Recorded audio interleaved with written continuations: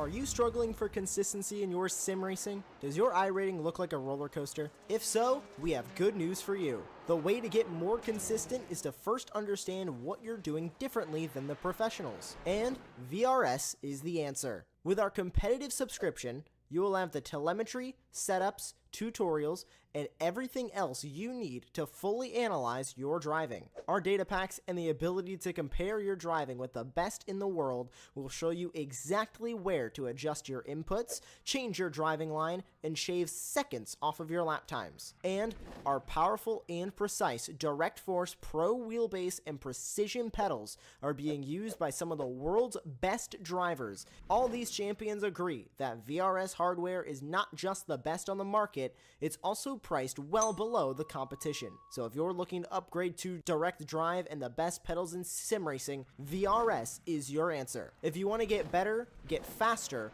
and make it happen sooner rather than later, you owe it to yourself to find out why so many people are switching to VRS. You'll be so glad that you did. Visit www.virtualracingschool.com and learn why the best use VRS.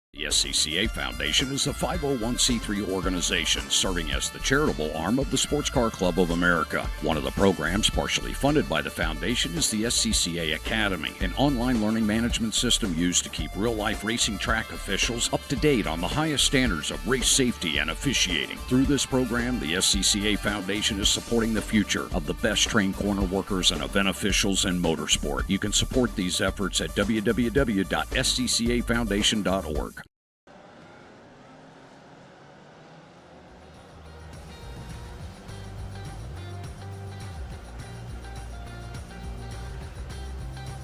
Good evening, everybody, and welcome to a special presentation of the Ray Esports Runoffs here on Apex Racing TV. My name is Ron Mons. Joining me in the commentary booth, as he has done all season long, is Charles Bichelle, and in the virtual production hall, we have our old friend Josh Wilkie.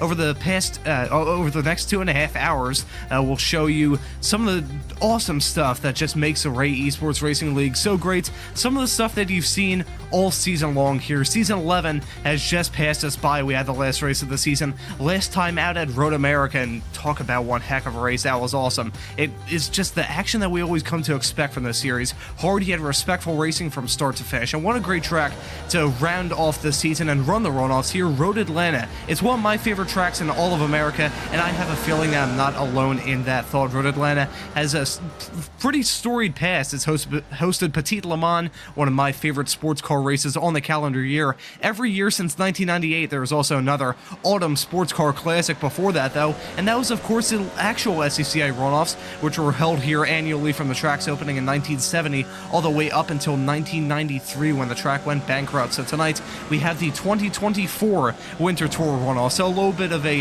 callback to the other track that is very special in the SCCA world. It's seen many drivers, whether it be in sports cars, whether it be in Indy cars, or whether it be in NASCAR. We've seen plenty of drivers cut their teeth at this track when it hosted the SCCA runoffs back in the day. But here, with the virtual runoffs, it is a fantastic night of racing that we have here this evening. And first up here is the Formulas, the Formula 1600s and the Formula Vs. Now, this past season, we saw two distinct styles of racing from these two. The Formula 1600s were quite tame, while the Formula Vs were much racier. Slipstream is vital, especially with that long back straightaway, which they actually used to land airplanes back in the day. So to pass this off to you, Charles, do you think the differences in how these two cars race will stay the same, or do you think it will actually be exemplified in tonight's race? I think you're absolutely right. I think that the racing is going to be very tight with the Formula V pack.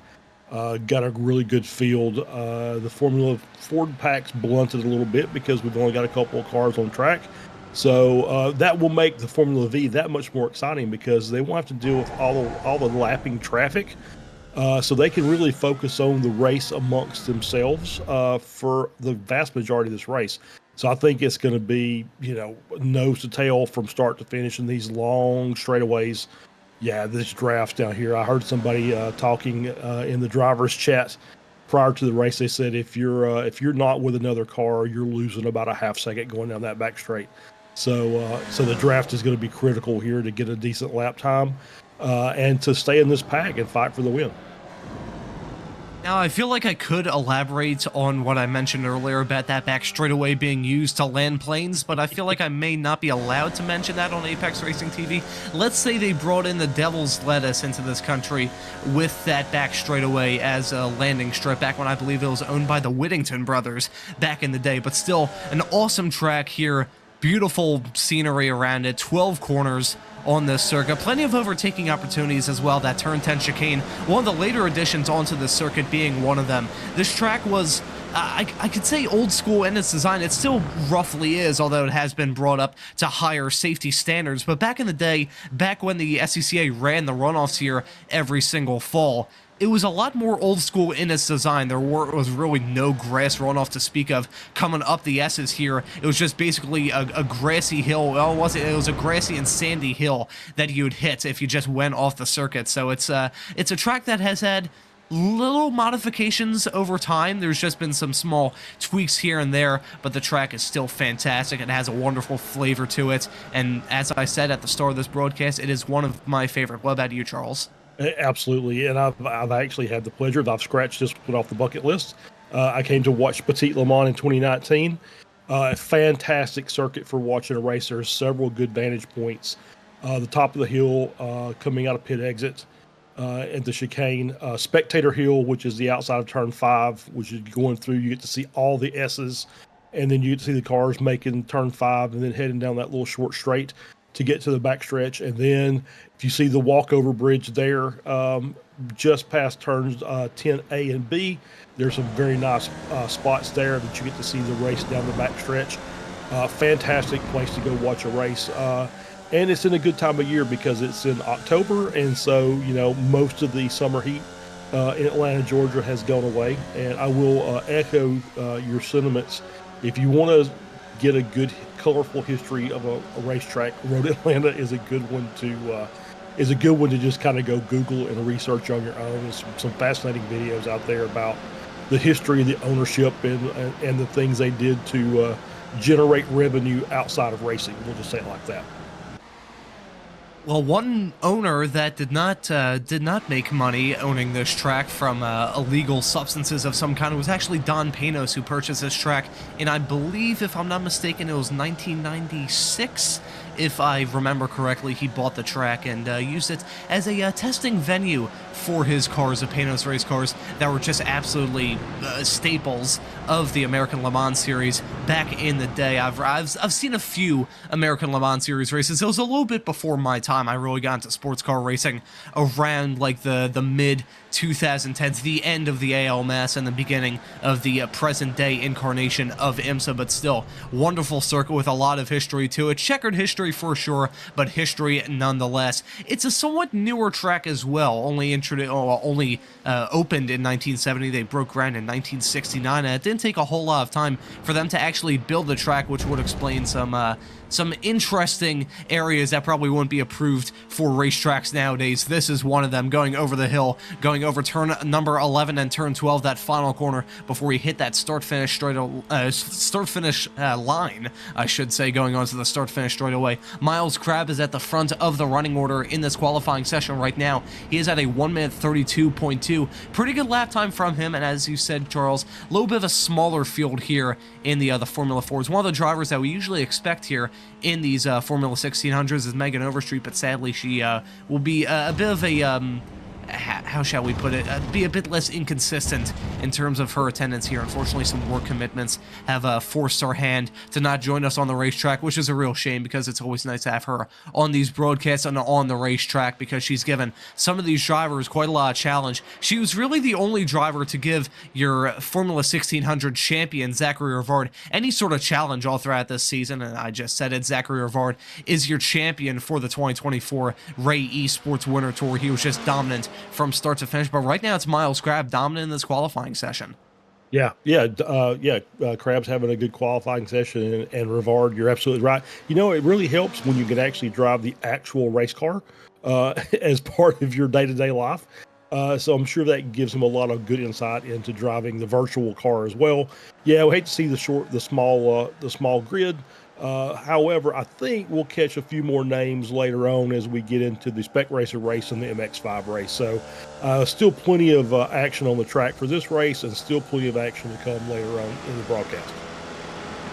Oh, it is going to be action-packed from start to finish. We've seen from this series all throughout Season 11, even if there's a somewhat smaller field in a certain week, it was still absolutely awesome racing from start to finish. And we're off the back of one of the best races last week, last time out at Road America, and that just absolutely fantastic MX5 race that we had there. That was beautiful from start to finish. We'll touch on that a little bit when we hit the MX5s later on this evening. But the Formula cars, a newer class here, it replaced the other touring cars that were a fixture of the series beforehand. Replacing that, they actually made their, they were part of the Runoffs for quite some time, and then they moved into the actual Ray Esports races. And I'll tell you what, I had high expectations coming into the season for these Formula cars, and really my expectations were blown out of the water. They've proven themselves to be really quick and really racy race cars. You know, you'd expect that from a race car, but still, the Formula Vs, absolutely awesome fighting from start to finish all season long,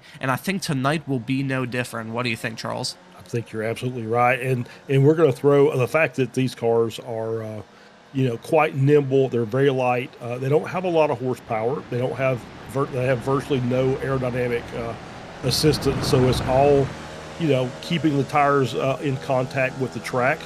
But I will say this: I did one of the Weekend Warrior races, I think 2 seasons ago, and it was the Formula Fords here at Road Atlanta. We had the top 7 cars nose to tail for the first, I think, 5 or 6 laps of the race.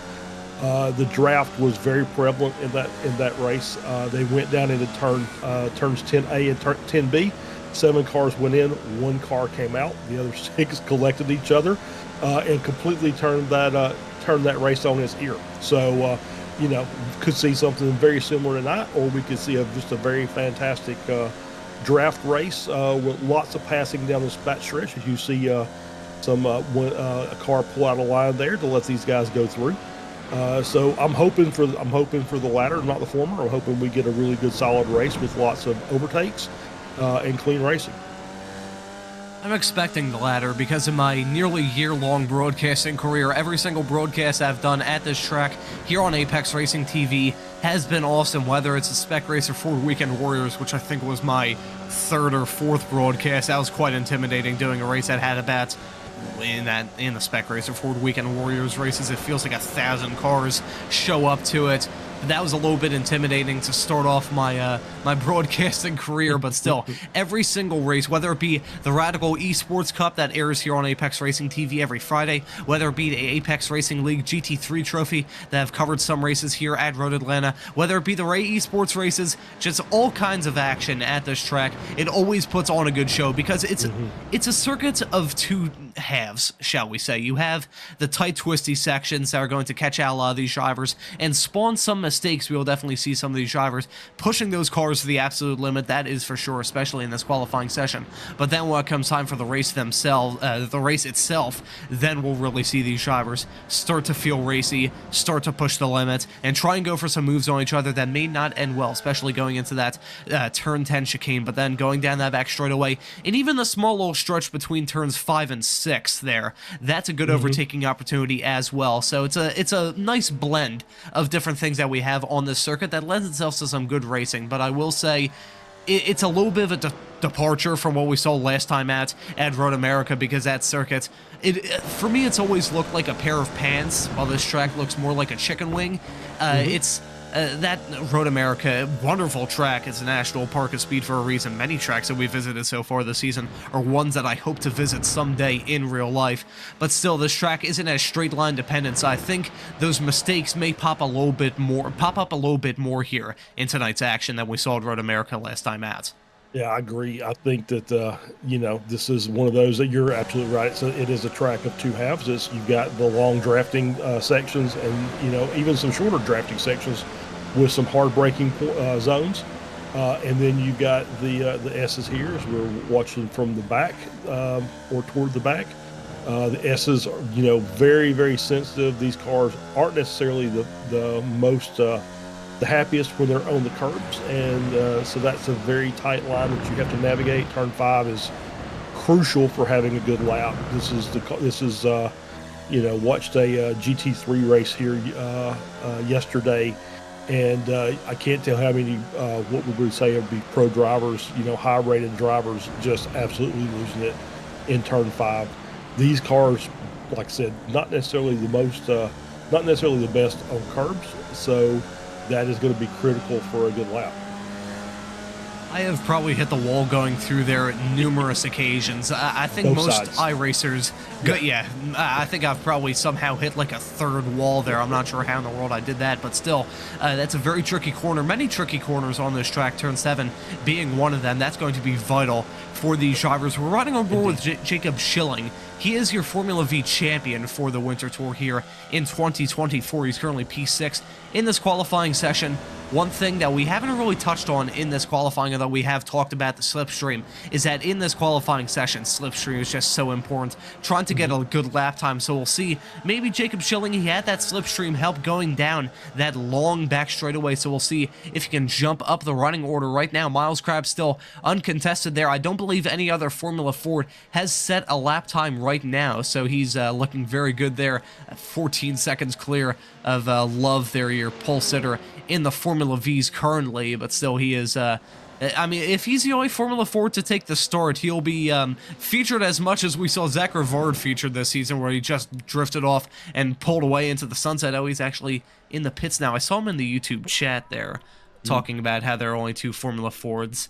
I think we've actually picked up a third, to be fair. I think we've got Caleb Patry is now in the session as well. At least that's what I can tell. I did see him on pit road just a moment ago. Obviously hasn't set a time. Zach hasn't set a time. They'll start in the back of that of that very tiny Formula Ford field, so it's not really going to hurt them that much. So it'll be another nice little race. They'll just start from outside the front row in row 2. So so we'll have a little more action. Of course, anytime you add those cars, it's going to make it just that little bit more difficult to navigate the lap traffic.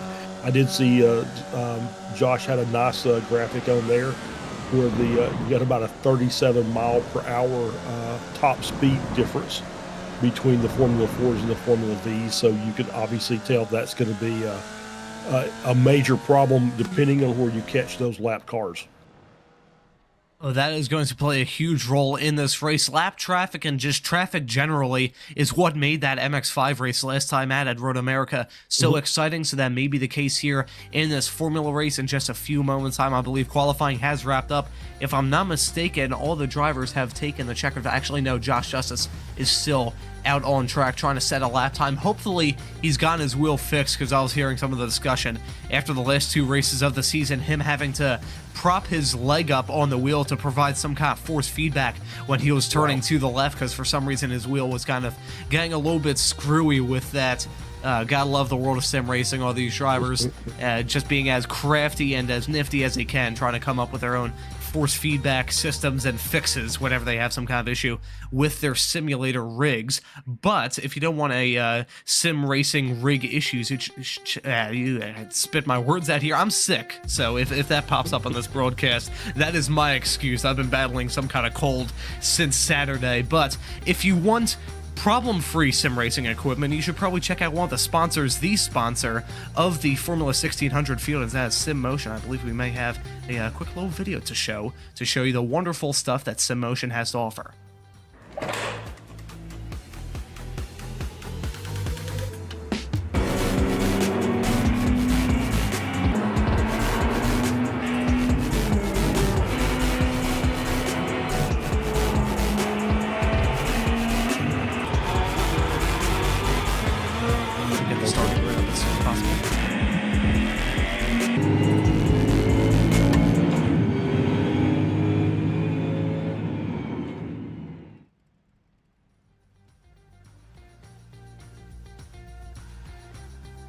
SimMotion is not only the sponsor of the official Formula 1600s on iRacing, but is one of the proud partners of the Ray Esports Racing League. Qualifying has wrapped up. We're getting the starting grid for you right now. And it's Miles Crabbe at the front of the Formula Fords. That's Zach Rivard and Caleb Patry not saying a time in those classes, starting in second and third. That's going to be Justin Huffman, the father of Jameson Huffman, who's actually the double champion in both the Spec Racer Fords and the MX-5s. He'll be leading the field to green. In the Formula Vs, Andrew Love will be starting this race in second. Well, then we've got Donnie Eiley there in P number 3, Jim Brewster in 4th, Series Admin Stevie Ray in 5th, Jacob Schilling there in P6, Trip Eiley, Donnie's son there in P7, then Michelle Lynn rounding at the top 8, I believe, if I'm not mistaken. Then we got the rest of the field there. We're already taking the green flag. It's a fairly quick run here, and the drivers are already in their way to turn number 1. You can see the puff of smoke from the Formula Vs trying to get their way through the gears, but it's a pretty disorganized start there. I see some Formula Fords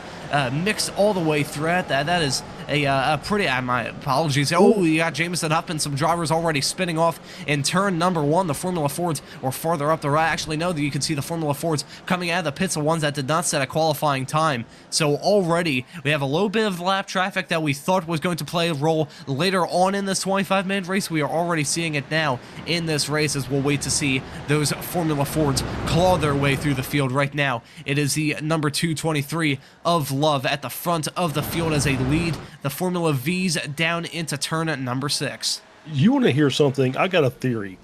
I think all 3 of the Formula Fords pit started this race so they could pass all the cars at the same time while they were bunched up, and then they'll be clean for the rest of the race, and they won't have to worry. We won't have to see them again. I think that was absolutely brilliant strategy on those guys' part. So now we can get those clear. Get through the traffic on lap 1, hopefully not collect anybody, and then they can race cleanly for the rest of the race and let these Formula Vs have it to themselves. I think that, or they just simply do not fear death. They're already very close. They've already covered all of the Formula Vs. They've covered all the traffic already coming into turn number 10, going into the chicane. Zach Rivard at the tail end of this field currently. He's going to try and find any way he can to get by the 2 farther up the road. It's Miles Crabbe at the front of the Formula Fords currently. That's going to be Caleb Patry in second, then Zach Rivard in P3, consisting of the podium runners currently. It's Love at the front of the Formula Vs right now. That's Eiley in second, and Michelle Lynn making her way up into P number 3. We've got some 3-wide action farther in the back. It's their old pal Greg Ginsburg in the middle of that as well. He's on the outside, my apologies. Ooh, very close to that outside curb, exiting and coming through turn number 1. But he is involved in an absolute hornet's nest right now of these Formula Vs coming through turn number 3. They get through cleanly, surprisingly so. All these drivers are going incredibly, racing each other incredibly hard right now. We've already seen some drivers go off. We may have some replays as to some of the action that we saw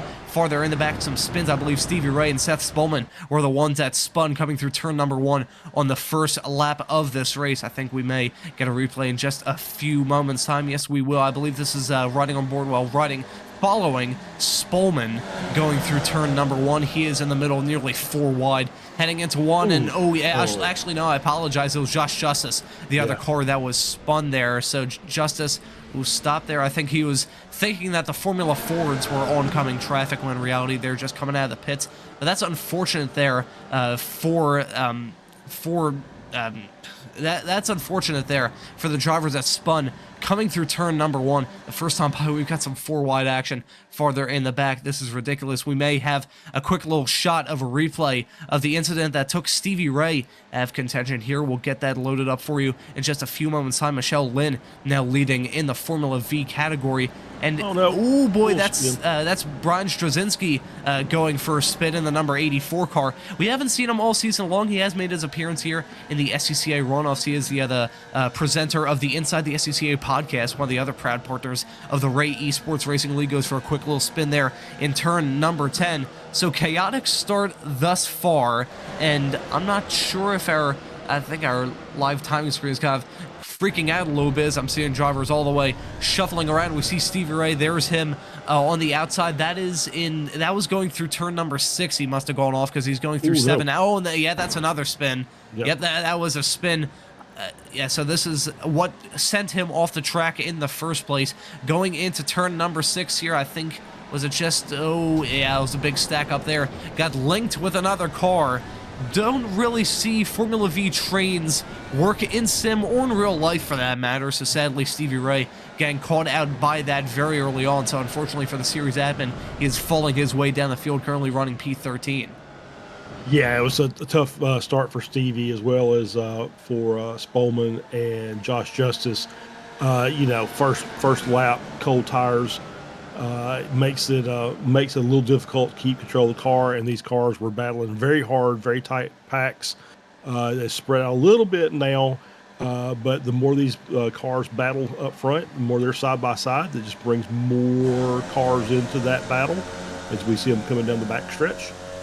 So yeah, it's one of those that you just got to take your time. You can make up some time here, especially with maybe more contact between the group. You might pick up a couple of spots and end up having a pretty decent race. I think we may have another replay here. This is the battle that gave Michelle Lynn the lead of the Formula Vs for a few moments. This is going down into the turn 10 chicane, while the overtaking opportunities that we lined up at the start of this broadcast down the inside. You can see the puff of smoke there going through the gears. I think there might have been a little bit of a lockup there for Michelle Lynn in the number 44, but regardless, she gets the move done going into the turn 10 chicane. She is still leading over Montgomery in second, Love in third. I think she actually just went off the track coming through turn number 3, so now she is going to have a real fight on her hands to try and hold off on that spot. She may get hung out to dry here going through the S's, but she's still got to maintain dominance on that inside line. Coming through turn number 5, Montgomery sticks it around the outside. Now Love having a fantastic run around the outside to move Michelle Lynn back to P3. For now, we may see Brewster now try and go for a move on Michelle Lynn around the outside of turn number 6. That would be a very bold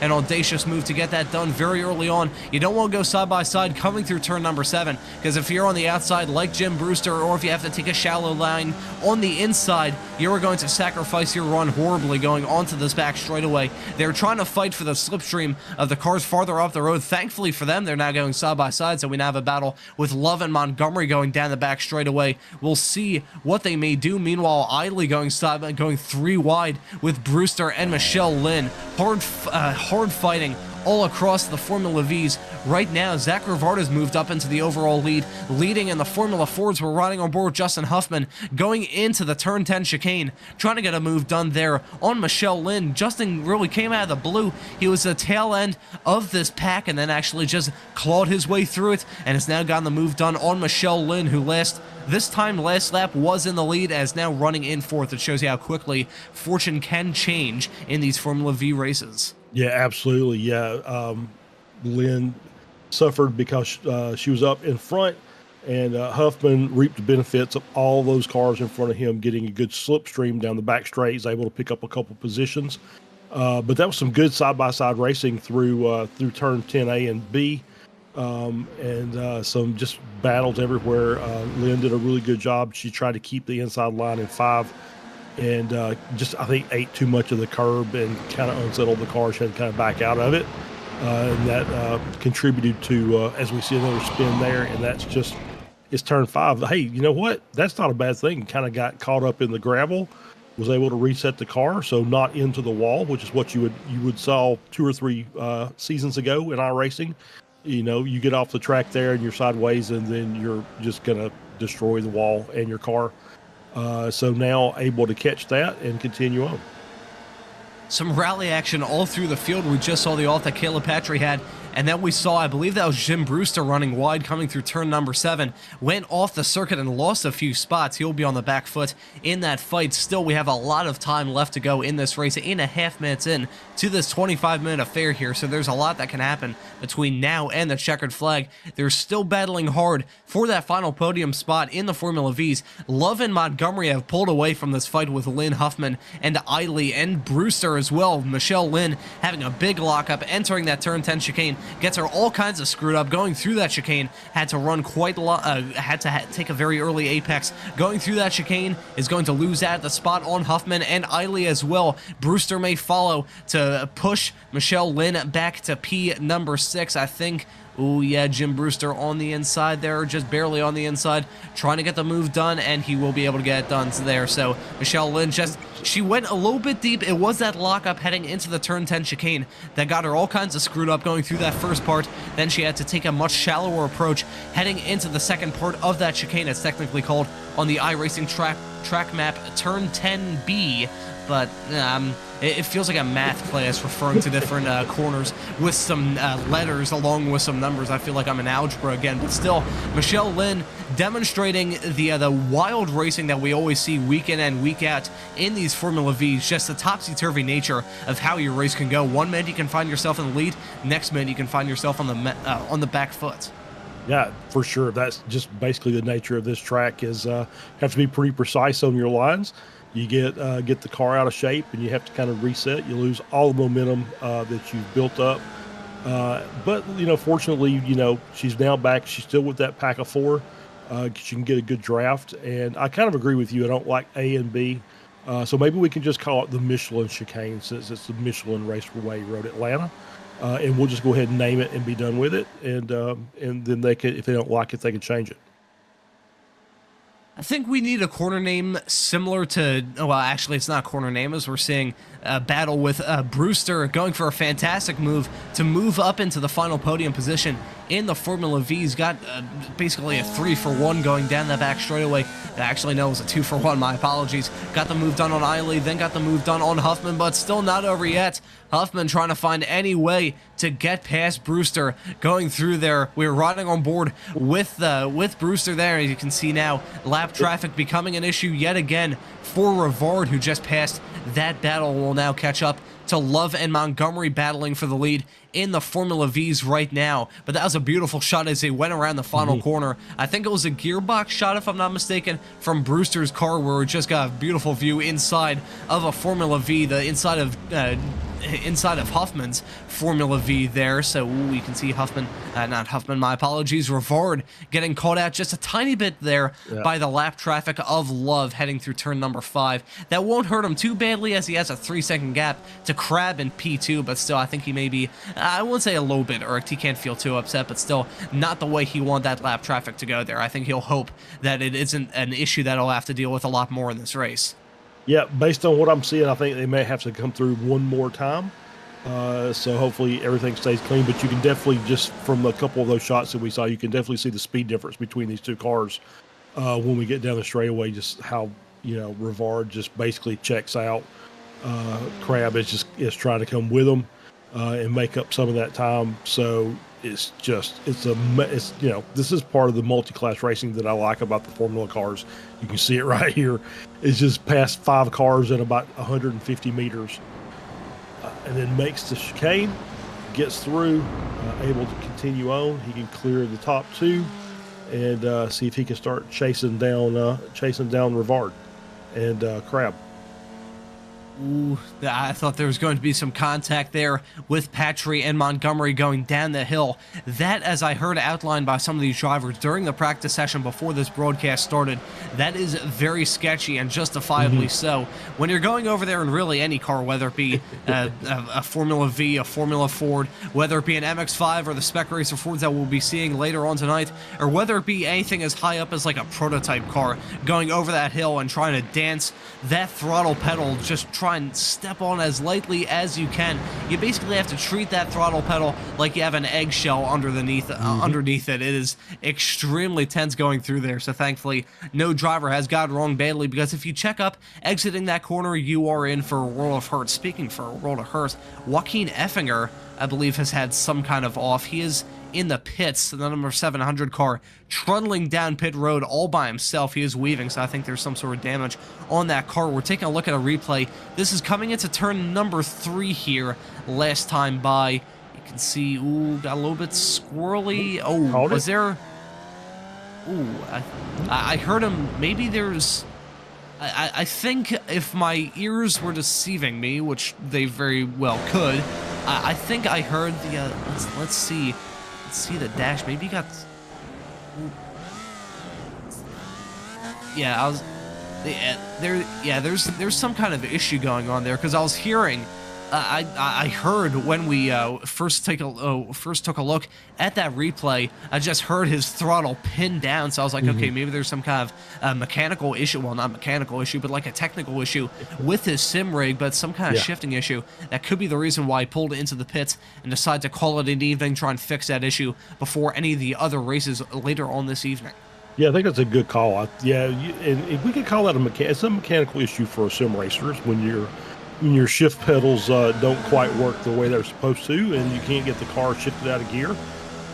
Or it could be maybe he was doing some practice on something else, and he had maybe the auto blip turned off or something like that, or he's not trying to use H pattern shifter or clutches or anything like that, and he's so you never can tell. But yeah, it definitely looked like he was having gearbox issues of some type. Fairly textbook move there from Chris Montgomery to take the lead of the Formula Vs. It's still not over yet between the two of these. We have about 10 minutes left to go here in this Formula race. The time has pretty much flown by, but I will say we are soon to hit somewhat unmarked territory usually here in the Ray Esports series. We have 20-minute long races, 25 here for the runoffs races this evening, so the final 5 minutes will be a little bit... I wouldn't say unknown territory. Everyone's driven some longer iRaces, but still, we'll see how the racing transpires in that extra 5 minutes. We're seeing 3-wide action continue with Eiley, Huffman, and Brewster going down that back straightaway. We'll see who can prevail in this fight. I think Brewster is backing out of that, so it's now side by side between the two of them. Andrew Love has now jumped ahead of Montgomery to move into that top position in the Formula Vs, and Justin Huffman is currently the driver in the last of the podium positions.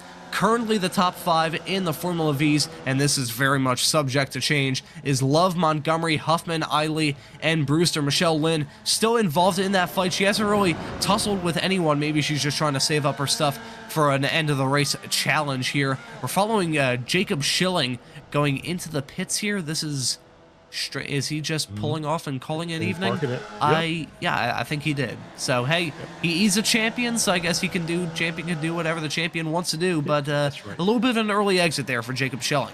Yeah, a little bit. But we talked about the 25-minute race tonight. A lot of these drivers run the Weekend Warrior Series, which are 40 minutes. So 25 minutes is not going to seem like a lot. Still don't have to take a pit stop. But it's nice to see Andrew Love, one of our what we would call one of our Masters drivers, 55 years old and up, leading this race. So it's good to see the old guys out there, leading the way and getting some good screen time. Again, screen time, he is in that number 945 car, but he may be losing out on a position.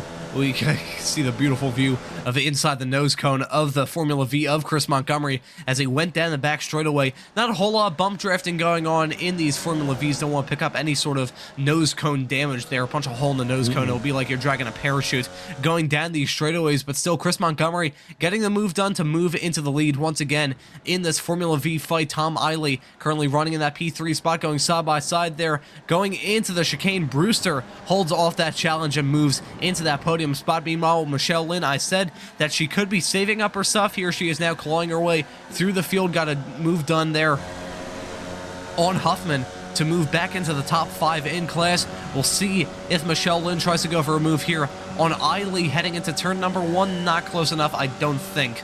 No, it doesn't look like she's going to make that move, and that was pretty smart. She didn't have quite the run that she needed, so she's going to stay in that position, and and we'll just keep an eye on this. This positions will change again, I'm sure, before the end of this race. Maybe by the end of this lap. These cars are really close together, and I'm sure that we'll get the run down the back straight. There'll be a couple of moves made, probably the front two as well as within this group of four. I think all these drivers have a really good shot of finishing on the podium, including Justin Huffman, who's a current tail runner. We're taking a look at a replay. This is Caleb Patry, I believe. Is this another off heading through turn number 5 here? This is, yeah, gets sideways again. Yes, it is. So a deja vu. Once again, another spin coming through turn number 5 for Caleb Patry. He didn't go into the gravel as much as he did last time by, but I'm sure the tires on those Formula Fords are screaming right now, and I can't really blame them. Yeah, those tires aren't happy. He's basically roasted those, and yeah, it just seems like he's just maybe missing the mark on as we're going 4 wide down the back straight. Come on! Oh, keep on! No! That's Eiley and Lynn making contact. They're in the middle of that 4 wide sandwich. Ooh, be very careful.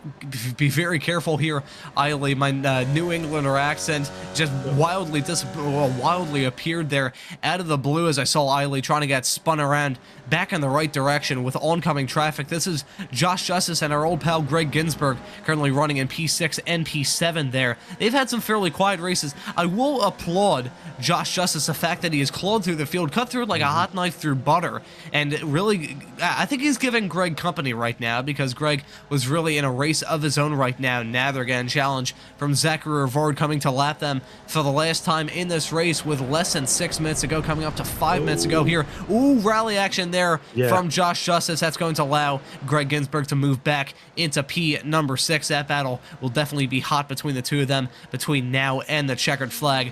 Rivard absolutely pulling away from all the competition in the Formula Fords, as we expect to see from him all season long. We're taking a look at this incident going down the back straightaway. This is, I believe, going through the kink of 9, and oh, that's... Yeah, it's hard racing, 4 wide. These Formula V cars, very tiny, so these drivers definitely have the confidence to go 4 wide, but it was just a little bit too much to chew here, and it's... I can't really say there's one driver at fault there. I think it was just very hard racing. Yeah, I think you're absolutely right. I think it's hard racing. And that is that's a shame, because both Eiley and Michelle Lynn were having fantastic races and had a great shot of finishing on the podium. Sadly for them, it is all turned to naught here. It's also broken up that battle for the final podium spot, but the battle for the lead in the Formula Vs is still heating up. You can see while riding on board with Zachary Rivard, who's going to blow their metaphorical doors off going down the hill to start lap number 15. Rivard will. Montgomery is at the front of the Formula Vs for now. You can see Love trying to size up a move around the outside. That would have been a bold move if he tried to stick it going around the final corner, but just wasn't close enough. I got to imagine going down that back straightaway this time by is when we're going to see these drivers start to hustle. But again, it goes back to some of the other races that we've seen this year, where the slipstream, the longest straightaway on that track plays such a massive role. Think of Mid-Ohio, for instance, where we saw a little bit of gamesmanship there in terms of not wanting to pass at the wrong time. You do not want to be leading when you take the white flag. You want to be leading when you take the checkered flag, because that's when the money that's when the money is paid to these drivers. So I think if you're starting, I mean, I'm trying to go through my head right now. They will be taking the white flag this time by, if I'm not mistaken. They have about 3 minutes left to go, and the lap times are about 1 minute and 40-ish in these in these Formula Vs. I believe Caleb Patry has had some kind of off or some kind of connection issue that's taken him out of this race. Not a very good evening for your pole sitter in the Formula Ford, so sadly for him, he'll be dropping out. So only 2 Formula Fords left in this race. Love getting a move done here on Montgomery. They're going side by side, going down the back straightaway as Crab just dispatched of the 2 of them, so lap traffic is no longer an issue with both of the Formula Fords out of the way. It's now a straight up and heads up fight between these 2 drivers, as I believe they will be taking actually, this will be 2 to go. 2 to go. Yeah, I was going to say, I think it's 2 to go.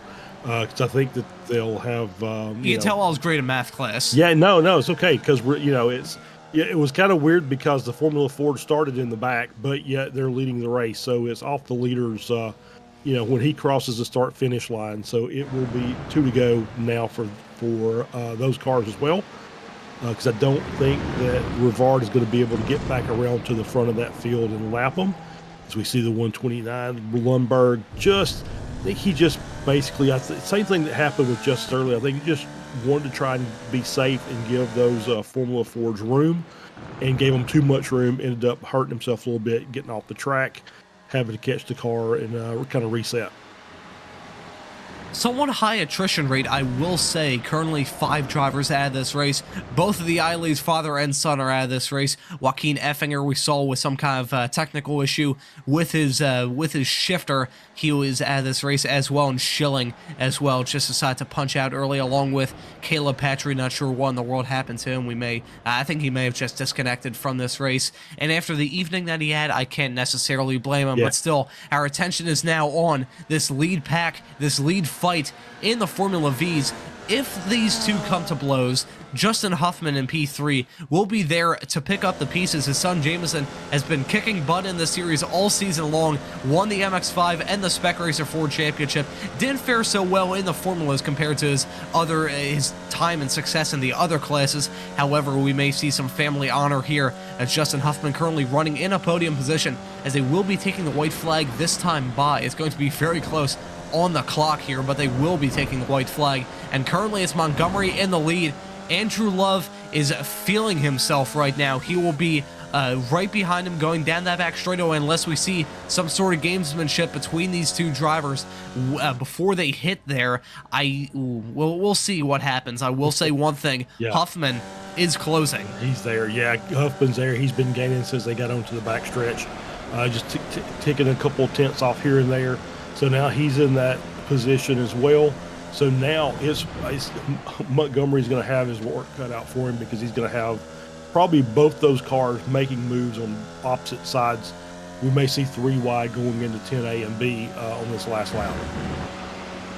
This, I think, is going to be an insane battle. Get on the edge of your seat, folks. This is going to be awesome here to decide the Ray Esports Runoffs winner here for the 2024 Winter Tour Runoffs in the Formula V category. Will it be Justin Huffman? Will it be Love? Or will it be Montgomery? Huffman is currently the rear gunner of this field, but he will have the strongest slipstream as they go onto the back straightaway for the last time. I think that Montgomery didn't get the best of exits coming onto this back straightaway this time by, so we'll see the swerving and the weaving continue with these drivers. Love trying to pull out on Montgomery. Now Huffman trying to find a way. He'll try and split the middle, split the difference, go 3 wide with these drivers. Montgomery is being shuffled out, so unless he has a fantastic run coming out of turn number 10, I think he may be done for in this fight. It's now Justin Huffman at the front. Love, now you can see Montgomery trying to get the move done down the inside. It's a battle of the late breakers. Huffman goes extremely deep on the brakes, but pulls off the move successfully,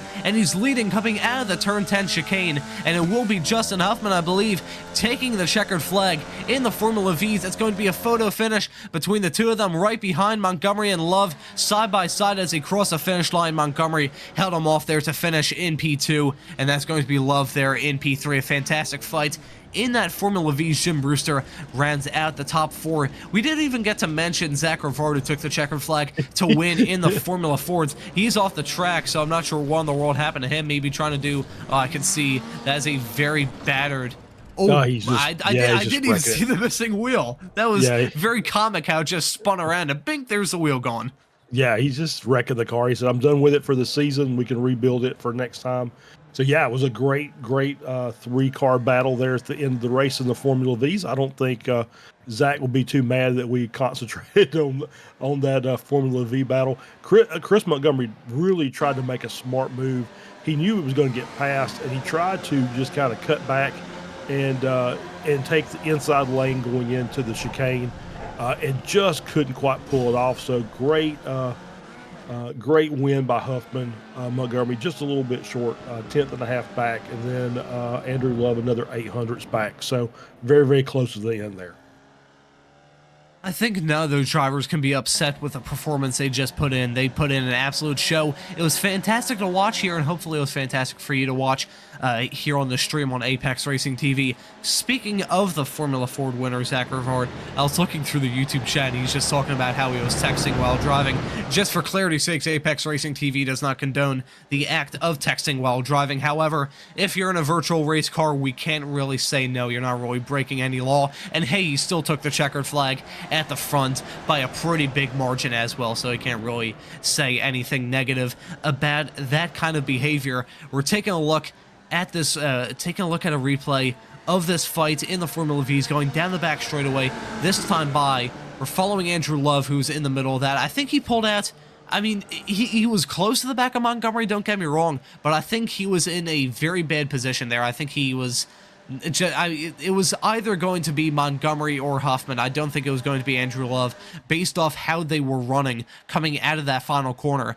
Montgomery had not the best exit in the world, so Andrew Love had to pull out just a little bit early and wasn't in that slipstream for as long as he wanted. So sadly, we'll run on board with him as he runs to the finish line of this race. If he had just a slightly better exit coming out of that chicane for the last time by, I think he might have been able to get the move done here.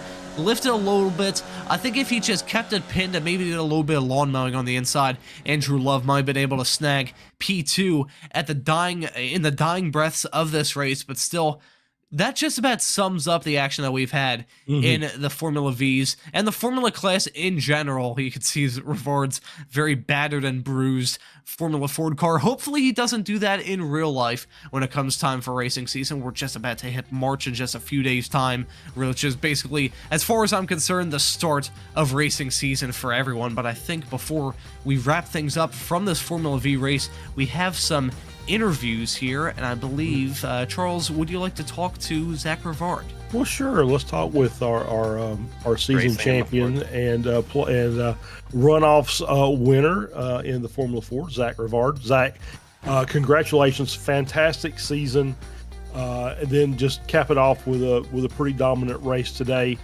So I have a question because it's kind of confused us a little bit that the all you guys started in the pits at the start of the race. Is that correct? Yeah. The my buddies in the YouTube chat, they said they didn't want to see another pole and they wanted to see some passing. So I tried to start from the pits, and then have some work to do. But Caleb and Miles also did it, so it ended up it made for an exciting lap. Us coming through all the traffic, but after that, we got a little bit of a gap on Caleb. I'm not sure what happened with him. He just slowed going down the back straight, and then I got like half a gap on Miles, and then I think in the traffic I lost him. Yeah, we're kind of wondering if Caleb maybe had some connection issues or something like that. It kind of looked like he maybe just kind of dropped off the server. But yeah, I thought it was actually pretty smart because I think it, you get that start from the pits and you can clear all those cars in pretty short order because they're all still kind of bunched together. Makes it a little more dangerous because they are trying to fight for positions. But then you got, after lap one, you were pretty clean air for the first 10 or 11 minutes of the race, and then get to do it all over again before the end. Yeah. The I don't know. The idea was, to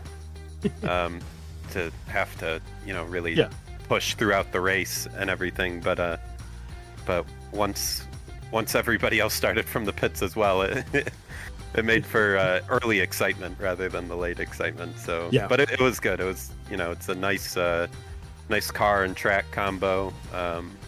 And the traffic really wasn't too bad, especially with the long back straight. And even the little short shoot between turn 5 and 6.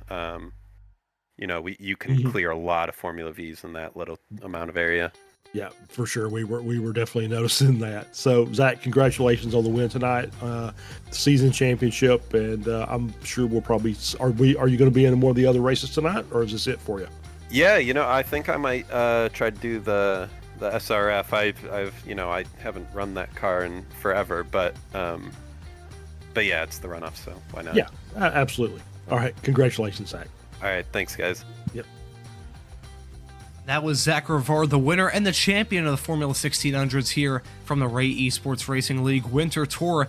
We have Justin Huffman here. I'll bring him in real quick just for one small little chat. Justin Huffman, thank you so much for joining us here in the commentary booth. Congratulations on taking the win. How was it out there? It was very hard. I was fighting pretty much that whole time, just trying to get up and try and keep everyone in that pack together instead of fighting, but pretty tricky trying to do that. And okay, I was under the impression that it was your dad racing tonight. So is it Jameson, correct? Because yeah, this is Jameson. I was all right. racing so on you're my just dad's running account. your dad's account, okay? Yeah, my right. my sim decided to kaputs itself earlier today, so nothing works over there. So I'm taking. That's a tiny problem. Yeah, my dad forfeited his sim while he plays volleyball. So. Hey, I'll tell you what. You gotta find some way to get into the rig. So, are we going to be seeing you in the MX-5s and the Spec Racer Fords as well tonight? Yep, I'm planning on running those two, but honestly, I'm content with ending it after that Formula V race. I'll tell you what, that was action-packed from start to finish, and congratulations on the win and the championship in the other classes as well. We hope to see you on later on this evening. I'll let you go here so you have a little bit of time to qualify that MX-5 car. So Jameson Huffman, thank you so much for joining us, and sorry we called you by your dad's name all throughout this broadcast so far. It's fine, thank you. Alrighty, and that was Jameson Huffman, your winner in the Formula Vs. From this race, we're going to cut to a quick little commercial break, and after that, we will return with the MX-5s, which I'm really looking forward to after the awesome action that we had at Road America last time at. We'll be right back after these quick little messages.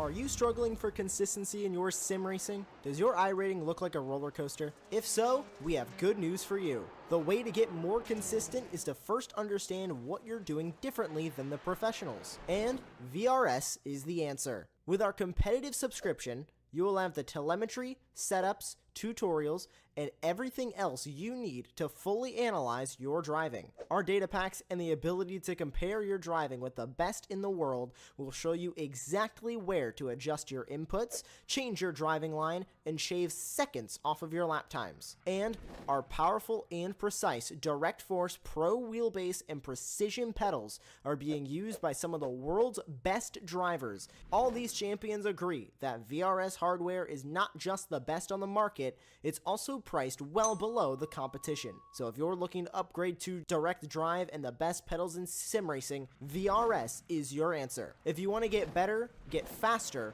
and make it happen sooner rather than later, you owe it to yourself to find out why so many people are switching to VRS. You'll be so glad that you did. Visit www.virtualracingschool.com and learn why the best use VRS.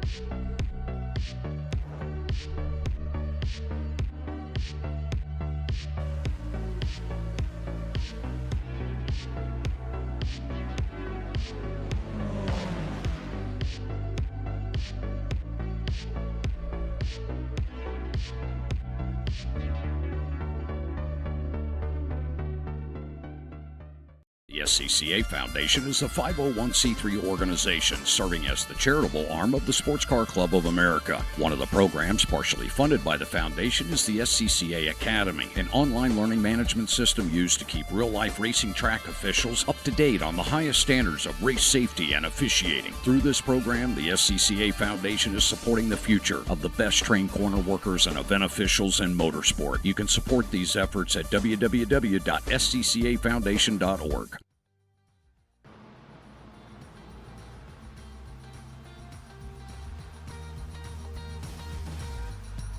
Welcome back, everyone. We hope you've stayed tuned here on Apex Racing TV tonight. Maybe grab some snacks during a small little break there. Maybe grab some popcorn, a bowl of chips, a couple of drinks, whatever it may be. Welcome back here, and welcome back to the MX-5s, everyone. Last time we saw them was at Road America 1 week ago, and what a race that was. As I said after that race, holy bleep, that was one leaping amazing race. That was basically the only way I could describe that, and even a week gone by, that is still the only way I can describe that. It was a dramatic race from start to finish, with lap traffic involved, top runners taking themselves out, and a photo finish for that last podium place, which may rival that NASCAR finish that we saw at Atlanta this past Sunday. So now we're here at Road Atlanta, the track which isn't as riddled with straightaways as we saw at Road America, but I think we're still in for a pretty good MX-5 race. What do you think, Charles? Oh, yeah, absolutely. Well, we've got, looking through the list here, we've got our usual suspects that normally run up front in this class. So, yeah, it's gonna be a really good race. It's, you know, the Mazda here, you know, these guys running, I'm sure, quite frequently. I think it's on the iRacing calendar for the MX-5s often. So yeah, I think this, you know, everybody knows what they need to do here, and so I think it'll be a good race from start to finish. I don't think we'll have a lot of issues, and so I'm looking forward to it. It's going to be good racing. I think it's going to be awesome. We will see a lot of slipstreaming, especially going down that back straightaway. Will we see more slipstreaming down there than we saw in the Formula Vs? Will that be what we see here in this MX-5 race, or do you think it's actually going to be slightly less so? I don't think the Vs, I don't think the MX-5s quite draft. I mean, they do punch a big hole, so I think they'll stay pretty tight together. I don't think they're going to get that kind of run, based on what I've seen for this season, that we got with the Formula Vs, and they definitely won't get anywhere near the run that we're going to get in the Spec Racer race coming up next. Those cars, we may pick up a second down that back straight. just from how well they draft, and I'm sure with bump drafting and everything else that goes on. So no, I don't think we'll get that. I think there will be a good draft opportunity. Maybe pick up a 10th down the back straight, maybe get into position to make a dive down into the corner, or I should say, make a move down into the corner. We don't want anybody diving into the corner. But the other part of that is these cars are going to eat the curbs. They can handle those quite well. So you'll see probably a lot less incidents in Turn 5 than we saw in the previous race.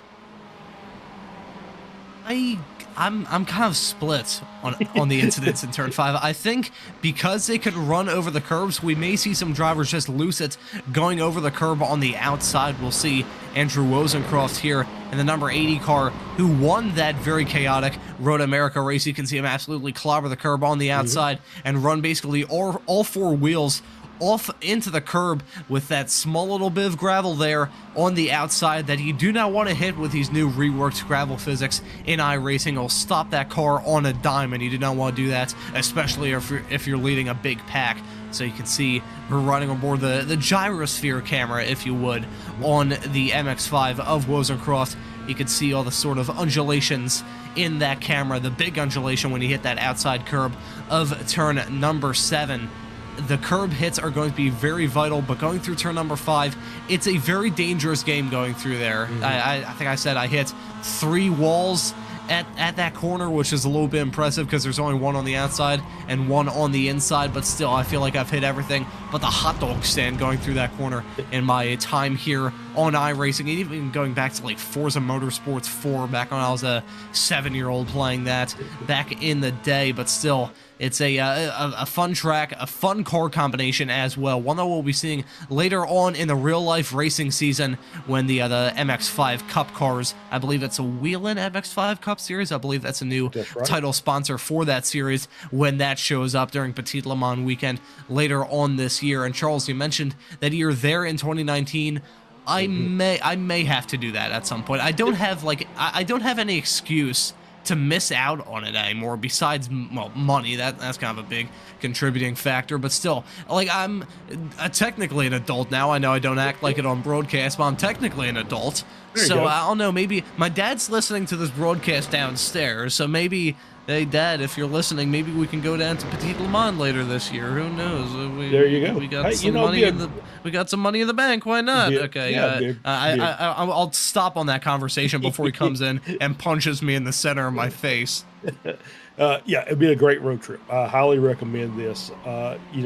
If you don't mind a little walking, like I said, you can go sit in the grandstands at the front. You can see the front stretch. You can see the cars coming over the hill, coming out of the back stretch and then down. Like I said, I thought I had a really good spot right there at the top of the hill where the chicane is at turn 3. You get a good run of all the cars coming out of the pits, as well as the cars battling into the chicane, and then the run down the S's to get to 5. But if you're going to get over to 5, it's a bit of a walk. I don't know if anybody saw the blimp shot, but there is a gigantic ravine in the middle of this track, so that walk to the back side of the track is a bit of a hike. So stretch well, hydrate if you're going to do that. But yeah, it's a fantastic course. It's I will absolutely be going back because it's only about a 3-hour drive for me. So it's a nice weekend getaway. But I've got some other things on my plate first, so we're gonna get those done, and then we'll get a chance to go back to Road Atlanta. May have to go through your travel plans for races that you wanted. If I remember correctly, the next trip is Germany, if I'm not mistaken. Yes. Yep. Next trip will be the Nürburgring for the 24 in Germany, late May, early June. So that is on the calendar. I missed out, unfortunately, COVID. I had plans to go to Watkins Glen for the 6 hours in 2020, and of course that fell through with all the travel restrictions. So that had to reset that one. So that's going to be there. VIR Country Club Racing. Got to go do that. And I still need Daytona to scratch that one off the list. think one event I need to do, which is somewhat connected to here with the Winter Tour runoffs here from the Ray Esports Racing League, the unofficial SCCA Esports League. I still haven't gone to the SCCA runoffs, which is a little bit embarrassing for me to say as a member of the SCCA since 2014. I think it was April 2014 when I got my actual membership card. I had a temporary membership before then, stretching to October of 2013. But still, being a member of the SCCA for about 10 years, I still haven't made my way to an SCCA runoff. So I think I need to cross that off my list. I think last year there's a Ray Esports kind of get together at the runoffs at VIR. So this upcoming year, where it's going to be held at Road America the next 2 seasons after being held at VIR the past few years, I may take my trip up there into Wisconsin, into Cheeseland, to take a look at some of that. But we're going to take a look at the starting grid for this race in just a few moments' time. The qualifying session has wrapped up. There's only one more car. It's actually Sherman, who was still on track. I believe he is now towed back to the pits, and we'll be winding down the time for these drivers to not be able to rejoin the circuit and try and set an improved qualifying time. Only 11 cars actually set a time in that qualifying session, so hopefully, like the Formula Fords that we saw earlier today, the smaller fields will convert to an awesome race. So it's Thomas Fisher starting this race from the pole. Skip Rock Jr. will join him on the front row. Jameson Huffman, who's running under his dad's alias, will be starting in P number 3. Miles Crabb will be joining him on the second row. Lewis Lockshine, involved in that fantastic photo finish last time at, will be in 5th, and Andrew Wilsoncroft will be in 6th. Seth Spolman will be in 7th, Josh Justice in 8th, Stevie Ray in 9th, and then Rich Green will round out your top 10. Yeah, Mark Sherman in 11th, Josh Soto in 12th, Olivier Piatek in 13th, and John Vogel rounds out your field of 14 cars. So only 11 drivers setting a qualifying time. So hopefully we have all 14 drivers start this race. I still think we're in for a fantastic show. A lot of heavy hitters up towards the front. Jameson Huffman running under his dad's alias. As I said, I feel like I need to mention that and apologize for it on multiple occasions. We had the wrong guy for the first third of this broadcast, but still, he is the MX5 champion for Season 11 of the Ray Esports Racing League. He is a very quick driver in the sim and in real life. So we'll just see what this 25-man race in this MX5 class has in store. So we're riding on board with some of these drivers, and you can see that Porsche pace car has now pulled off. Ooh, drivers at the front row caught napping there. Hopefully they aren't caught napping when they catch the green flag in just a few moments' time. They're going to give the Porsche pace car a little bit of distance before it pulls off the track, makes that hard turn down pit road, and lets these drivers go on their way. We're going to get the green flag in just a few moments' time, and then after that, the drivers will be on their way. The green flag is out. They're on their way into turn number 1. It's a pretty even keel start. It's a little bit broken up there, but you can see now 3 wide action already in this race. That's a fantastic start there from the number 223, but still not over yet. Side by side coming through turn number 1, sticking it around the outside, still going side by side as they exit turn number 1, head into the turn 3 and 4 section here. We'll see if any driver backs at, and it was a driver backing at there. So now the driver running at the front of the field is Jameson Huffman, and that's going to be Fisher slotting in second, and then Skip Rock Jr. running at the podium positions. Currently some drivers shuffling for position farther in the back. All these drivers getting through lap 1 clean. That's what they need to do in the somewhat extended racing we usually see here from the Ray Esports Series. Yeah, absolutely. Yeah, I think that was pretty smart on Fisher's part. Just back out. There's no need to challenge into turn 3, into that chicane on lap 1 with cold tires and full of fuel. So, that's a pretty wise decision on his part. And so now we can get this first run down the back straight. We can kind of watch and see if we're going to have passing or drafting or bump drafting or a combination as we see Wozencroft slow. Ooh, I see a big cloud of smoke in the back. I think there might have been another driver involved. I'll take a look at my live timing screen to see who else was involved in that. I believe it was Sherman that might have been at the epicenter of that incident. We'll take a look at a replay of that later on after we see this battle cool off here. There's some random Yahoo and a Dodge Challenger doing some donuts right behind my house. Of course, the only time I decide to open up a window on a broadcast, some guy tries to do donuts in a V8 car. Hopefully that's not being picked up on the microphone, but still we're seeing some side-by-side racing. It was Fisher pulling ahead and getting the job done to retake the lead of this race. He'll be leading the first lap here. Skip Rock Jr. on the inside, trying to get a move done to move into P2, but at the same time, he is leaving himself the opportunity for Lewis Lockshine to slip past. He is trying to go side-by-side with him. Heading into 3 now, they go single file through here. Even in the Formula Vs and the Formula Fords, that's very sketchy to even attempt to go side-by-side coming through turn number 3, so thankfully these drivers very early on into this race coming to their senses a little bit and deciding to take a little bit easy at the start.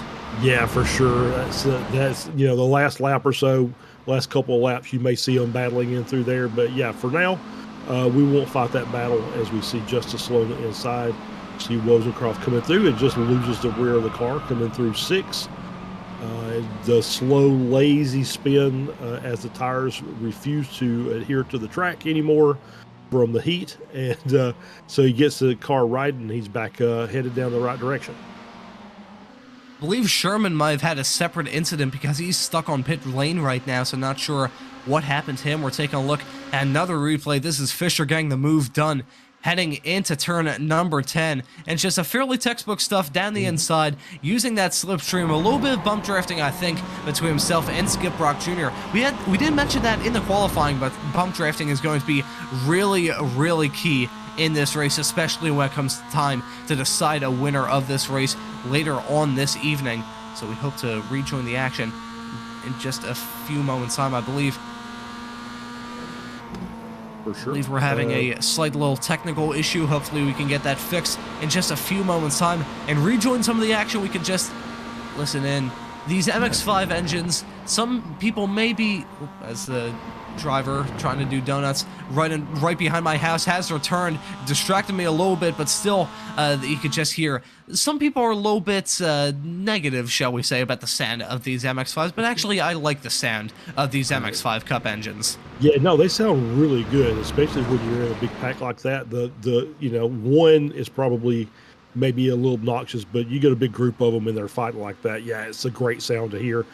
As we see it, and I think you're right as far as the bump drafting is concerned. We didn't really talk about it, but you can see, how the draft, you can get up and make up some ground, but even at the end of the straightaway on the back straight, you're still basically last of the late breakers going into that chicane.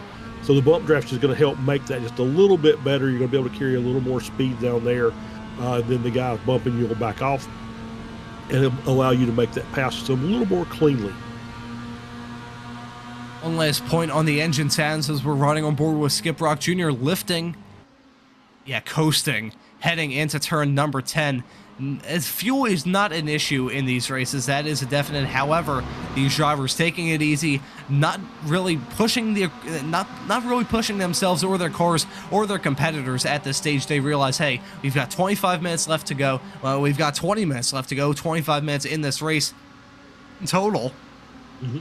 Pardon me, as I think these drivers are just realizing, hey, we gotta take it easy and take it calm. We still have 12 drivers left on track. Piatek and Vogel did not take the start of this race, unfortunate for them. So only 12 drivers took the start. Sherman may be a little bit of a pick here. He's 1 minute and 19 seconds back of the leader, so I'm not sure where he is on track currently. I believe if we can pull up a quick little track map on these SDK graphics to show you the field spread of this race currently, and it's at very early stages as I'm trying to get my own track map out of the way. Yep. Yeah, you can see he is like midway. Actually, I'd say probably about 1/3 of the way now, about halfway down that back straightaway. So about a half a straightaway distance separating Mark Sherman here in P12 in the number 18 car and your leader Jameson Huffman here. So yeah, we could see. I think we'll definitely see lap traffic play role in this race.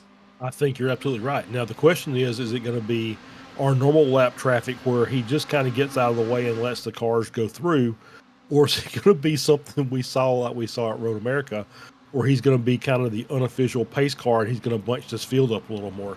So that's an interesting little note that we'll have to see what happens as they catch him, and they will catch him because they're running together, and so they're going to be running just a little bit faster than him as far as their lap times are concerned. Looking at the timing and scoring, looks like it's about 2 seconds a lap. So they'll be getting up to him, in the next 2 or 3 laps, and then we'll see if he's going to how he's going to handle the lap cars coming by. Fortunately, due to copyright reasons, we can't actually play the song on the broadcast, but you can hear the Jaws theme playing as these drivers catch up to the lap traffic. We're seeing some battling farther in the back. That's Soto and Stevie Ray swapping positions between P6 and P7. You can see Sherman at 139.5 last time by. I gotta wonder, we didn't see the incident. I think there might have been just some sort of, connection issue or something like that led to him dropping back. Not sure what in the world happened to him, but if he crashed and there is some sort of damage on that race car, there are fast repairs allowed, but still after towing, which could be the reason why he's a little bit farther behind. There may be a tad bit of damage on that car, or maybe he's just going on a leisurely cruise here in Road Atlanta currently. We'll see what kind of lap time he tracks this time by, but he's lost about 4 seconds from those drivers up at the front. So I think that I think maybe even before the halfway mark of this race, we'll see that get involved as we see Skip Rock Jr. getting a move done to take the lead of this race from Jameson up, and he did the 2-for-1 deal heading into turn number 10. He got the move done on Fisher and then got the move done on Jameson Huffman to retake the lead of this race. A number 68 driver going to be hitting the start-finish line now to lead that lap. Or take a look at a replay. Was in third, pulled out quite nicely. It's important. It's very important. We saw that at the end of the Formula Vs to try and time your run, and Skip Rock Jr. did that to perfection with the help of a little bit of late braking.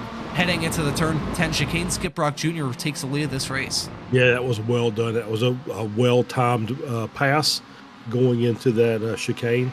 And yeah, I went back and looked at timing and scoring on Sherman. He did take that tow. And then got him back to the pits, and I think actually he may have forgot to uncheck his fuel, so I think he took fuel as well. So not only is he probably got a clean car, but he's also got a very heavy car at this point. So that's probably not helping his lap times in the least. It would appear that while all the other drivers are running in these light and nimble MX-5 Cup cars, he has decided to join the track in my 1985 Oldsmobile Cutlass, or maybe he's driving in that Dodge Charger that has now disappeared from the schoolyard right behind my house.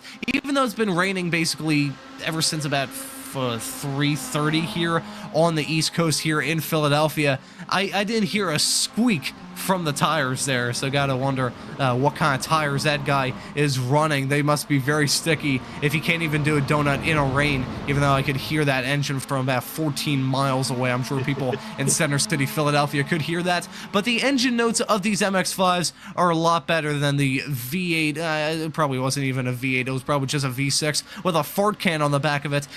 I think these MX-5s sound a lot better. We're seeing a train of them currently. Skip Rock Jr., Jameson Huffman, Fisher, Lockshine, and Crab separated by about 1 second. I was about to say 1.1 there, just as it tipped below that, around that barrier there, but still pretty close. You can cover all 4 of these cars with a blanket. Crab is a little bit of an outlier in this fight as well, I will say. Currently running P5 about 0.3 of a second behind Lewis Lockshine, the driver we're running on board with in the number 124 car, going through turn number 5. I don't want to say anything about no drivers going through turn 5 so far, because I'll probably jinx it and we'll see all 4 of these drivers spin off into a barrier there in a few moments time, but still, all those drivers getting through clean so far. I'm a little bit shocked that we haven't seen so many issues in turn 5 that I was expecting. Yeah, I mean, they've done a really good job of managing that corner as we see them coming down the back straight again for lap 7. I will say this, I was just kind of looking as you were talking through timing and scoring, and Mr. Joshua Soto is in P6. He's about 5 seconds behind the leader, and he's closing. He's actually running really, really quick lap times. So even though these guys are running together nose to tail, he's on a mission. He started in P12, and he's already made his way up to P6. May have to do some math here. We'll base it off of this upcoming lap as I think we may have some, if I heard correctly, we may have some replays of some passes that happened farther in the back while we were focusing on that lead fight. This is Josh Soto just cutting his way through the field. This is one of the first moves he did heading into turn number 6 this is, and just down the inside, gets a move done. That is the driver of the number 42, that is Seth Spolman, that he got the move done, I believe, to move into P7, if I'm not mistaken at the time. That's Soto getting the move done here. This is on Stevie Ray, heading into turn number 3. Wow. Stevie got a little bit sideways. A nice drift, I will say, from the series admin, going through turn number 3. Yeah, sadly, the tires will not like that one bit, so just got a little bit sideways and cost him a little bit of time. We'll get another angle here. I think riding on board with him, we'll see him sawing at the wheel. Coming through here, actually, I think it was a quick little drift. I was expecting him to be fully cranked over, counter steering, sawing at the wheel, but a little bit of an underkill there. Yeah, so Soto's last lap was a 35.75. Fastest car in the front group was Crab with a 136.10, so he picked up about almost half a second on that last lap. And so he's doing a really good job of just kind of working on his own and trying to make up that gap. Reminds me of the Daytona 500 a few weeks ago when we saw the drivers in the front pack trying to save fuel and running at about 175 miles an hour. Meanwhile, drivers were just like not in the draft at all, running all by themselves and actually running faster. I think all the battling that these drivers have done have allowed Soto to claw his way through. He set the fastest lap of the race right now to 1:35.4, which I'll take a look, see if that's actually faster than his qualifying time. That would be very impressive from the driver currently running in P number 6. He did not set a time in qualifying, so it was actually his practice time was a 1:35.7, so he is setting some of the fastest times he has in this session thus far. So Soto is certainly a man on a mission right now. But one thing that's going to help him a lot in this fight is, well, two things really. One, there's a whole lot of time left to go, and number two is the fact that they are closing in on Sherman. They're closing in on that lap car. It's now 1 minute 32. Sherman is back from the lead. So I gotta imagine it'll definitely happen between now and the checkered flag. I gotta imagine the next 2 or 3 laps could be when we see Sherman start to have a little bit of company there in his small little lonely train they're currently running in P12. Yeah, I think you're absolutely right. I think the next 2 laps we'll see those cars on the tail of Sherman. And like I said, we'll see what happens. We've seen it where those cars will just move over to the side of the track and let these guys make their way around. And then we've got sometimes when they just say, you know what, no, I don't want to move. You got to go around me. And if you don't, then you'll have more company. You see Justice get a little sideways coming through 10B there, but well held and continuing on. Getting a move done there. Justice looking for some kind of, he had a pretty decent, you must say, Formula V race. Clawed his way through the field quite nicely, was involved in a nice little battle with Greg Ginsburg running just outside the top 5 when he was involved in that fight. Currently running in P8. Didn't start too well, if I remember correctly. Currently running in 8th in a fight of his own. Spolman is a little bit farther up the road, so he may be able to close the gap, but then after Spolman, it's Soto, and he'll probably be involved in that front 5 pack here in the not-too-distant future. So that's going to be really the highest I think Josh Justice can go, is probably P7 in this race, which still, anything can happen between now and the checkered flag. It is racing after all. We could see all 5 of these drivers spear off the track, and then suddenly Justice is vying for a shot at a podium. So, we saw it in the MX5 race at Sonoma a few weeks ago when we were thinking, oh yeah, it's just going to be Jameson Huffman pulling away and taking the win, and it turns out that was not the case. Jameson Huffman is going to be the driver seeing Fisher and Brock go side by side heading into turn number 10. Fisher gets a move done well before, he got the move done in the braking zone, but well before they even turned in to that turn 10 chicane. So Fisher pulling off a pretty bold and I would have to say a pretty commanding move on Brock to move into P1. Yeah, it was a good move by Fisher, and that was a textbook maneuver, going down into the turn 10 chicane. So was well done and didn't cost him a lot of time. It did allow Soto to make up a couple of tenths, because anytime you go side by side, you're going to actually slow your pack down. So now we're back up to the back of Sherman, and so let's see what happens here. Ooh, this is not a good place to catch lap traffic at all. This is playing into the role of Soto quite nicely, because he's going to be able to go through turn 5 quite smoothly here. All these drivers will not Sherman trying to jump out of the way, but it checked up Fisher, and now Brock is trying to go side by side with him. They're going side by side now on the brakes, heading into turn number 6. Brock, that's the move done as my voice is cutting out for some reason. Not sure what in the world is going on with me. Might need to seek medical attention. Because my heart may stop from the hard battling that we have in this top 5. They did get checked up quite a lot by Sherman, I must say, because the gap between the top 5 and Soto has definitely decreased after that. Yeah, it's down to about 3 seconds, and now Soto's going to get the benefit, I think, of getting a little bit of slipstream off of Sherman. And should be able to get a little bit here, and then probably a little bit on the front straight. I think he'll probably make up the gap here in the chicane, and then hopefully be able to get by very safely, as these guys are still battling up front, and that's just going to help Soto out tremendously. And they're still going side by side, coming around the final corner, but it's going to be Jameson up and clearing him on corner exits to move into the lead of this race at the start of lap 12, but still not over yet, as Skip Brock Jr. comes back on, tries to get the move done down the inside and does it successfully, coming through turn number 1, and he didn't even outshoot the corner there, so Skip Brock Jr. moving back into that P1 spot after losing it for about 5 seconds there, so pretty good fight. Sherman has managed to stay, as you can see, Soto with a massive curb whack on the inside of turn 3. But I will say, Sherman hasn't fallen back. I think he's really benefiting from the slipstream of the drivers farther up the road, and he is helping. He's helping himself stay close to them, but he's also helping Josh Soto pull him along and pull him into this fight.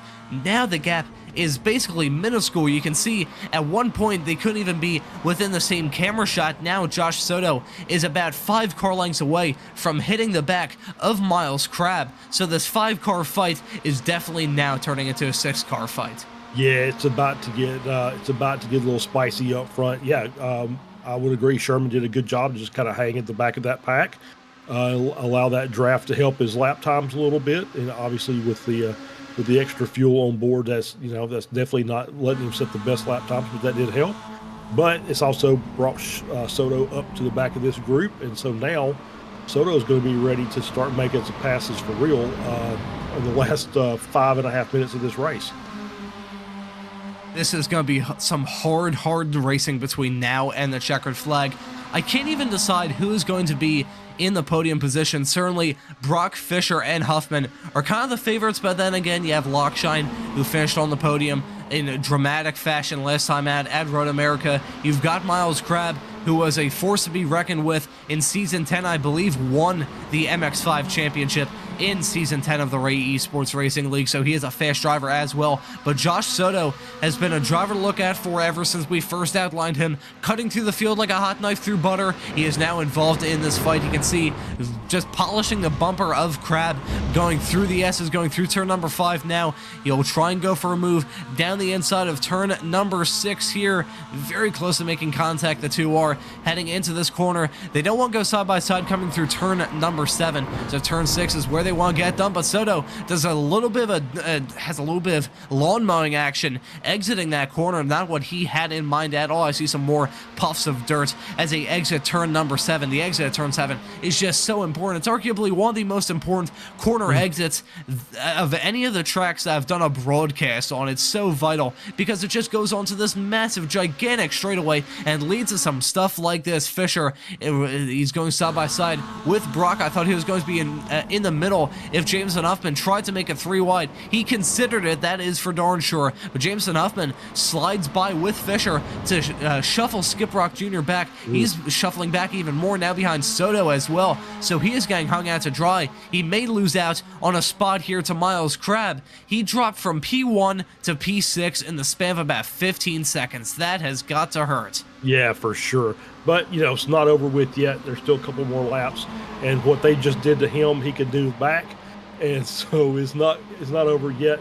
But man, Soto's looking so racy right now. He is just, now he's got rid of, he's up to P4. He's got through Crab and Brock. Now he's looking to make that move on Lockshine, where he got a little squirrely through 3. And so now it's just to let the Fisher and Huffman up front, and Soto is just tracking them down. Man, taking a lot of curb. Oh yeah, taking a whole lot of curb. I can see a little bit of yellow dust kicked up. I think one driver went into the gravel coming through there. We'll take a look of the big moment of Josh Soto getting past Lewis Lockshine after he had a massive snap exiting the corner. You got to give the man credit for keeping it out of the barrier, because that was very, very sideways as he exited turn number 3 and went into turn 4. I believe the correct technical term would be slideways. He was very slideways exiting that corner, and it has broken up this fight a little bit. It's now Fisher, Huffman, and Soto in a small little peloton separated by about 0.6 of a second, and then you have a gap between him, between that pack and then Brock, Lockshine, and Crab there right behind. So the 6-car fight has more broken up into a 3 and 3 currently. Yeah, but you know, once again, if these guys up front decide they want to go side by side in battle, that becomes 6 again very, very quickly. As we see the battle back here with Seth Spolman. Looks like that's green as well in the mix of that, with Spolman making the move around to take P7. You thought that Josh Justice was going to be in... Oh, sorry to step on your toes there, Charles. No, that's okay. No, I saw Spolman look like he got a little slow coming out of the chicane, and it looked like that Green was going to try and take advantage of it, but he backed out. Ooh, he may still try and look for it. It looked like he was going to try and stick it around the outside coming through turn number 1, but just wasn't close enough. Didn't have that run going down the start-finish straightaway. We thought that Josh Justice was going to be involved in this fight, but he's had some kind of off. I saw him typing in the YouTube chat. I was like, his race can't be that boring whereby he's able to text and drive. So he's had some kind of off. I'm not sure if we'll be able to get a replay of that. We are in the dying stages of this race, so we'll just take a quick little look here of what happened with Josh Justice. He was battling with Spolman. This is heading into turn number 5, and I think dreaded commentator's curse. Yep, hit that curb just a little bit too hard. Got the weight transfer all kinds of wrong on that MX-5. Hit that curb too hard. Started bouncing, and just sadly, it ended in absolute tears there for Jameson Huffman. They're going 3 wide at the front. This is not...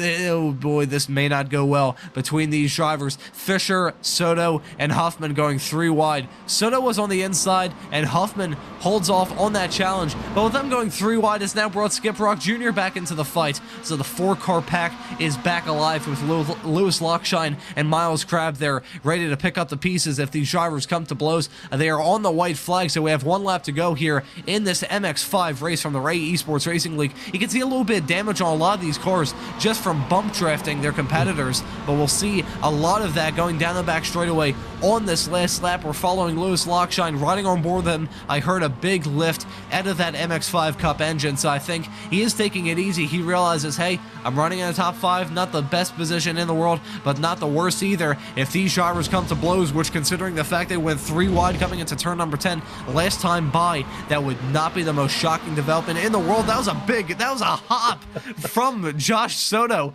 coming through turn number 5. That was all 4, I think, up off the air. Our producer Josh is laughing like a Catholic schoolboy. I can't really blame him, because that was rally action in an MX-5 Cup car. That is not the kind of stuff you want to see. Thomas Fisher may not like the sight of what he sees. The 6-car fight is back. The 6-car pack is ready to go and try and challenge Thomas Fisher going down this back straightaway. He didn't have the greatest exit in the world, but neither did anyone else, but he's still going to be a sitting duck now. You can see Huffman and Brock pulling out, trying to get the move done. Brock is going to be on the outside. He has a little bit of a help there from Josh Soto. They're bump drafting, going down there now on the brakes. It's going to be Fisher on the inside. That's going to be Huffman. It's actually deteriorated there for Brock, and Huffman has slipped by. A little bit of lawn mowing action. Hopefully he didn't pick up a slowdown for that. I think he just got that move done smoothly. Meanwhile, 3 wide coming around the final corner, and I think Josh Soto, it's going to be a photo finish between himself and Fisher. Jameson Huffman wins, fairly shocking, and then the photo finish between Josh Soto and Thomas Fisher. I'll take a look at my live timing screen and see the gap between the two of them, but it could have been over a tenth. That was incredibly close between those two drivers, and looking there, 0.4 of a second for Fisher, and then 0.41 of a second for Fisher, and then 0.48, so about 0.07 of a second separating those two drivers after 25 minutes of racing action. They went 3 wide going down the hill. That is ridiculous here. Going through this final corner, which is sketchy going single file, let alone 3 wide. And you can see there, that was Lewis Lockshine getting to the back of Skip Rock Jr. in the dying stages of that race as my voice is giving out here. You can't really blame me though. That was an incredible finish here. 2 weeks in a row from the MX-5s. Yeah, what a fantastic race and a great finish. Just to see those 6 cars battling like that. 3 wide. Soto, just a great move.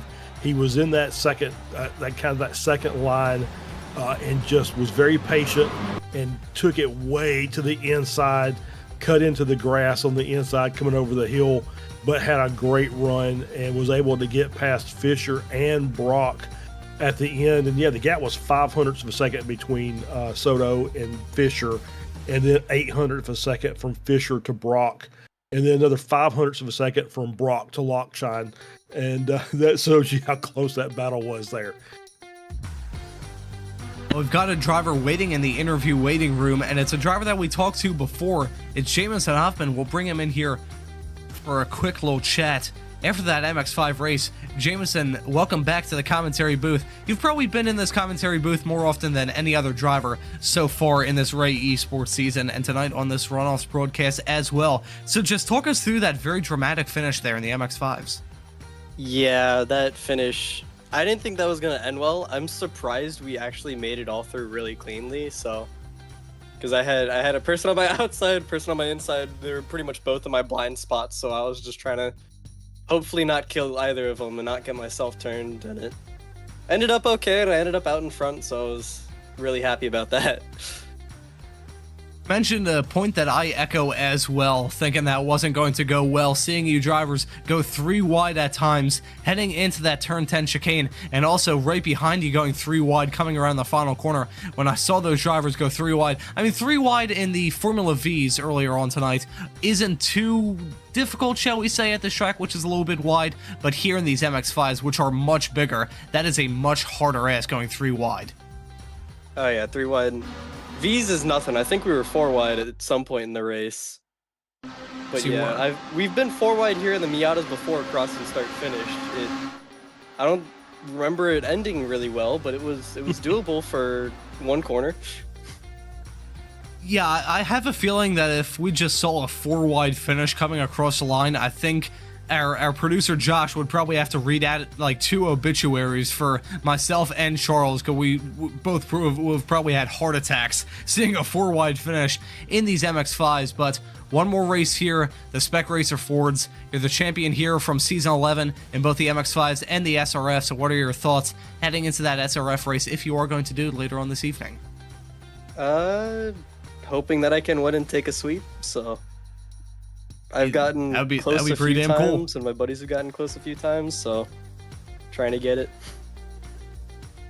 Fortunately, I don't think Charles and I have any sort of artistic crafts skills whatsoever, so we couldn't be able to make you a trophy. If you do get the sweep, however, you will get our congratulations if you do. So good luck in that Spec Racer Ford race. We hope to see you at the front of that race as well later on this evening.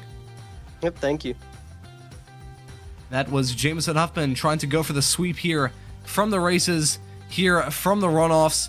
We're 2 down, 1 more to go. Coming up is the Spec Racer Fords.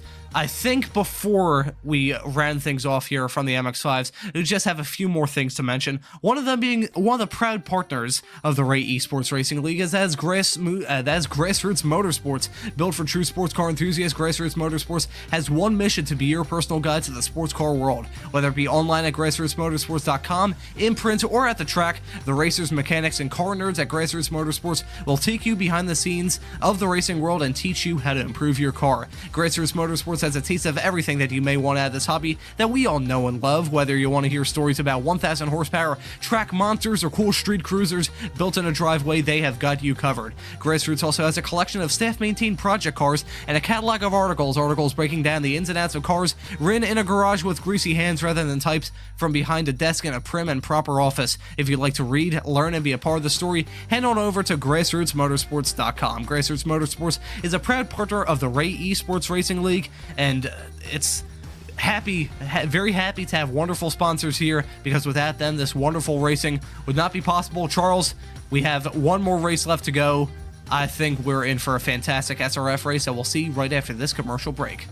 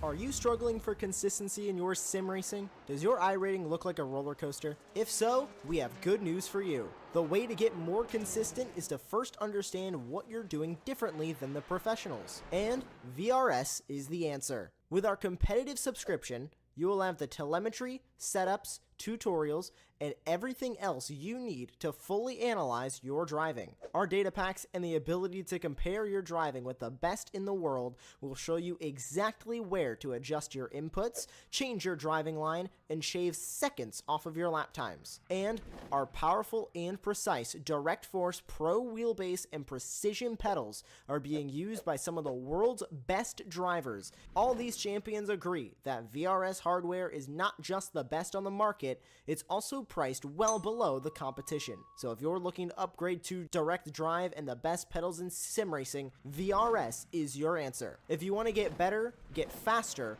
and make it happen sooner rather than later, you owe it to yourself to find out why so many people are switching to VRS. You'll be so glad that you did. Visit www.virtualracingschool.com and learn why the best use VRS.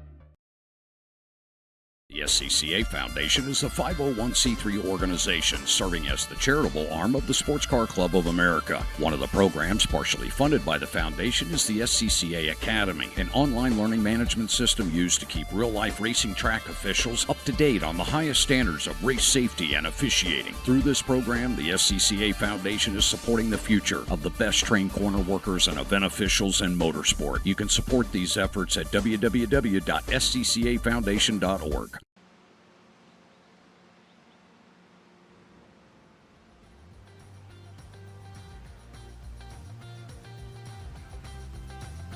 Alrighty everybody, welcome back. We are now at the final race here of the Ray Esports Racing League 2024 Winter Tour Runoffs here at Road Atlanta. You can see the overcast skies. We're currently in the qualifying session for the Spec Racer Fords. Sadly, we won't be seeing rain here, as the rain will be introduced next season, and I think we'll get some word on whether or not we'll be seeing some rain here in the not too distant future for the Ray Esports Racing League. Stay tuned for that later on this evening. But now we are in this qualifying session. I think while we have a little bit of time, I think we should talk about some of the sponsors of this series, because without them, this series would simply not be possible, along with these broadcasts either. So, of course, the sponsors that we've mentioned so far, Grassroots Motorsports and also Sim Motion. I forgot to mention Trailbreak.com during the Formula V's. That race was so hectic that I didn't even get the opportunity to mention them. They're the leader of the market when it comes to trying to find telemetry equipment for your race cars. You can check out their stuff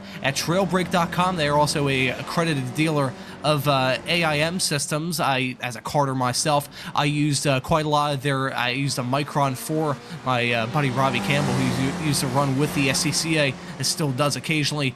He ran the Micron 5 in his kart currently, so if you want a sort of Micron systems or just any sort of racing telemetry systems, you can check Trailbreak.com check out their inventory and see what they have in store.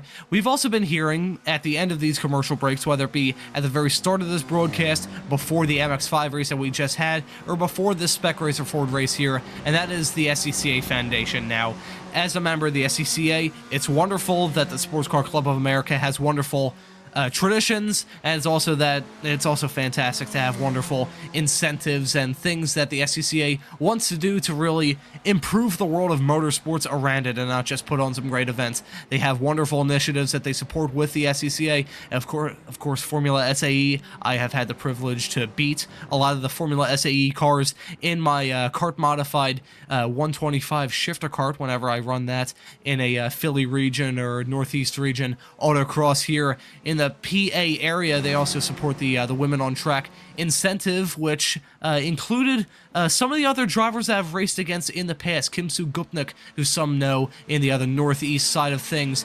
With the Autocross World, I raced against her for the first time in a junior kart race. That was the I think it was the New Jersey Pro Solo back in 2015.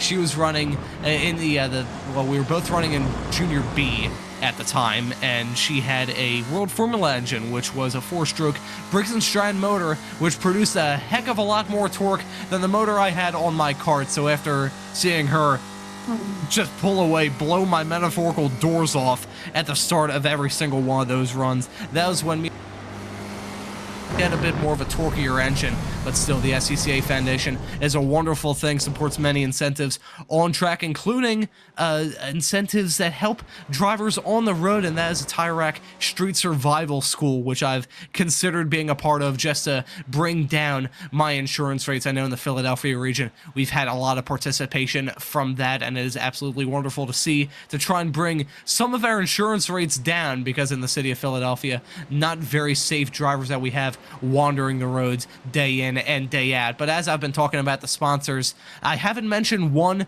throughout this broadcast as well, the de facto, shall we say, sponsor of the Spec Racer Fords, and that is the Inside the SCCA podcast, which is a fantastic podcast for all different members of the SCCA, whether you're in the road racing or the autocross scene. Is a fantastic podcast posted every Friday, so you can listen to it on the way to the track. It's a fantastic podcast if you're an SCCA member looking to sink your teeth into something to listen to while you're on your way to the racetrack. But as I've been talking about the wonderful sponsors from the Ray Esports Racing League, we're in this qualifying session, about 4 minutes left to go. And one thing that we were talking about before this Spec Racer Ford race is the difference compared to the other series and the other cars that we've had run so far this evening. The curb wax won't be as substantial as we just saw in these MX-5s, though we will see more curb wax. We're seeing Andrew Wozencroft ping his way through turn number 5 after hitting the curb on the inside, but handling may be an issue as well. So to pass this off to you, Charles, hopefully I haven't made you pass out from all the sponsorship discussion. I have a feeling that handling may be an issue in this race. What do you think? Yeah, I think you're absolutely right. Yeah, these cars, so, if we compare the 3 series that we run tonight, Formula V's don't like curbs. Formula 4's not really either. These cars can handle them a little better, but have basically the same issue that the Formula cars do. Not a lot of aerodynamic grip. They're going to rely on those tires, so those tires have to be planted on a track in order to work properly. So, you get through turn 5 and you catch air like they did in the MX-5 race, and it may not necessarily be recoverable. The difference between the MX-5 race and these cars is you're going to see the same amount of passing, and you're going to see a lot more bump drafting. These cars draft massively well. So you may see cars from a half second back being able to get down that back straight and draft all the way up and make the move going into 10. So that's going to be something we're going to have to look out for. And you're probably going to see a lot more bump drafting as those cars up front trying to defend their positions from the cars that are getting that big draft from behind. It goes back to a point that we mentioned towards the start of this broadcast, where this circuit is really one of 2 different tales. You have the twisty and technical sections of the circuit really between the braking zone of that turn 10 chicane and going through turn number 5. Then after 5 and running all the way through to that chicane, you have 2 long straightaways, and really the only source of trouble is turn number 6 and turn number 7. Turn 7 being so important, trying to get a good run out of there. But the only thing that'll disrupt the pack from being massive, trying to decide the winner of this Spec Racer Ford race here from the runoffs, is just trying to hold your own going through the tire twisty sections of the circuit. Of course, as you said, the drift very strong in these SRFs. So I think what'll be the goal for these shivers is just staying alive going through the tighter sections of this track. Yeah, you're absolutely right. It's just going to be maintaining a good racing line. All these drivers have drive this car at least here, sometimes on the Weekend Warriors on Sundays. So they get plenty of practice in these cars. They know what the car is going to do basically week in and week out. I'm sure they've driven this track hundreds and hundreds of times, as we see somebody going wide coming through 1, as well as Wozencroft just deciding I'm going to bail on that lap. That might have been their fast lap done from the drafting, and they're just kind of bailing out of the way and letting these other cars go.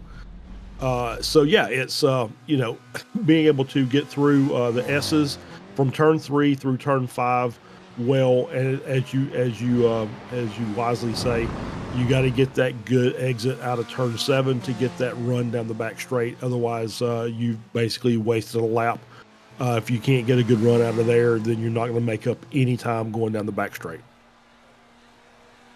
The thing that we probably will see in this race, based off the qualifying results with about 15 seconds left to go, We're going to see a battle of the Titans, the two winners so far from all the racing we've had so far this evening.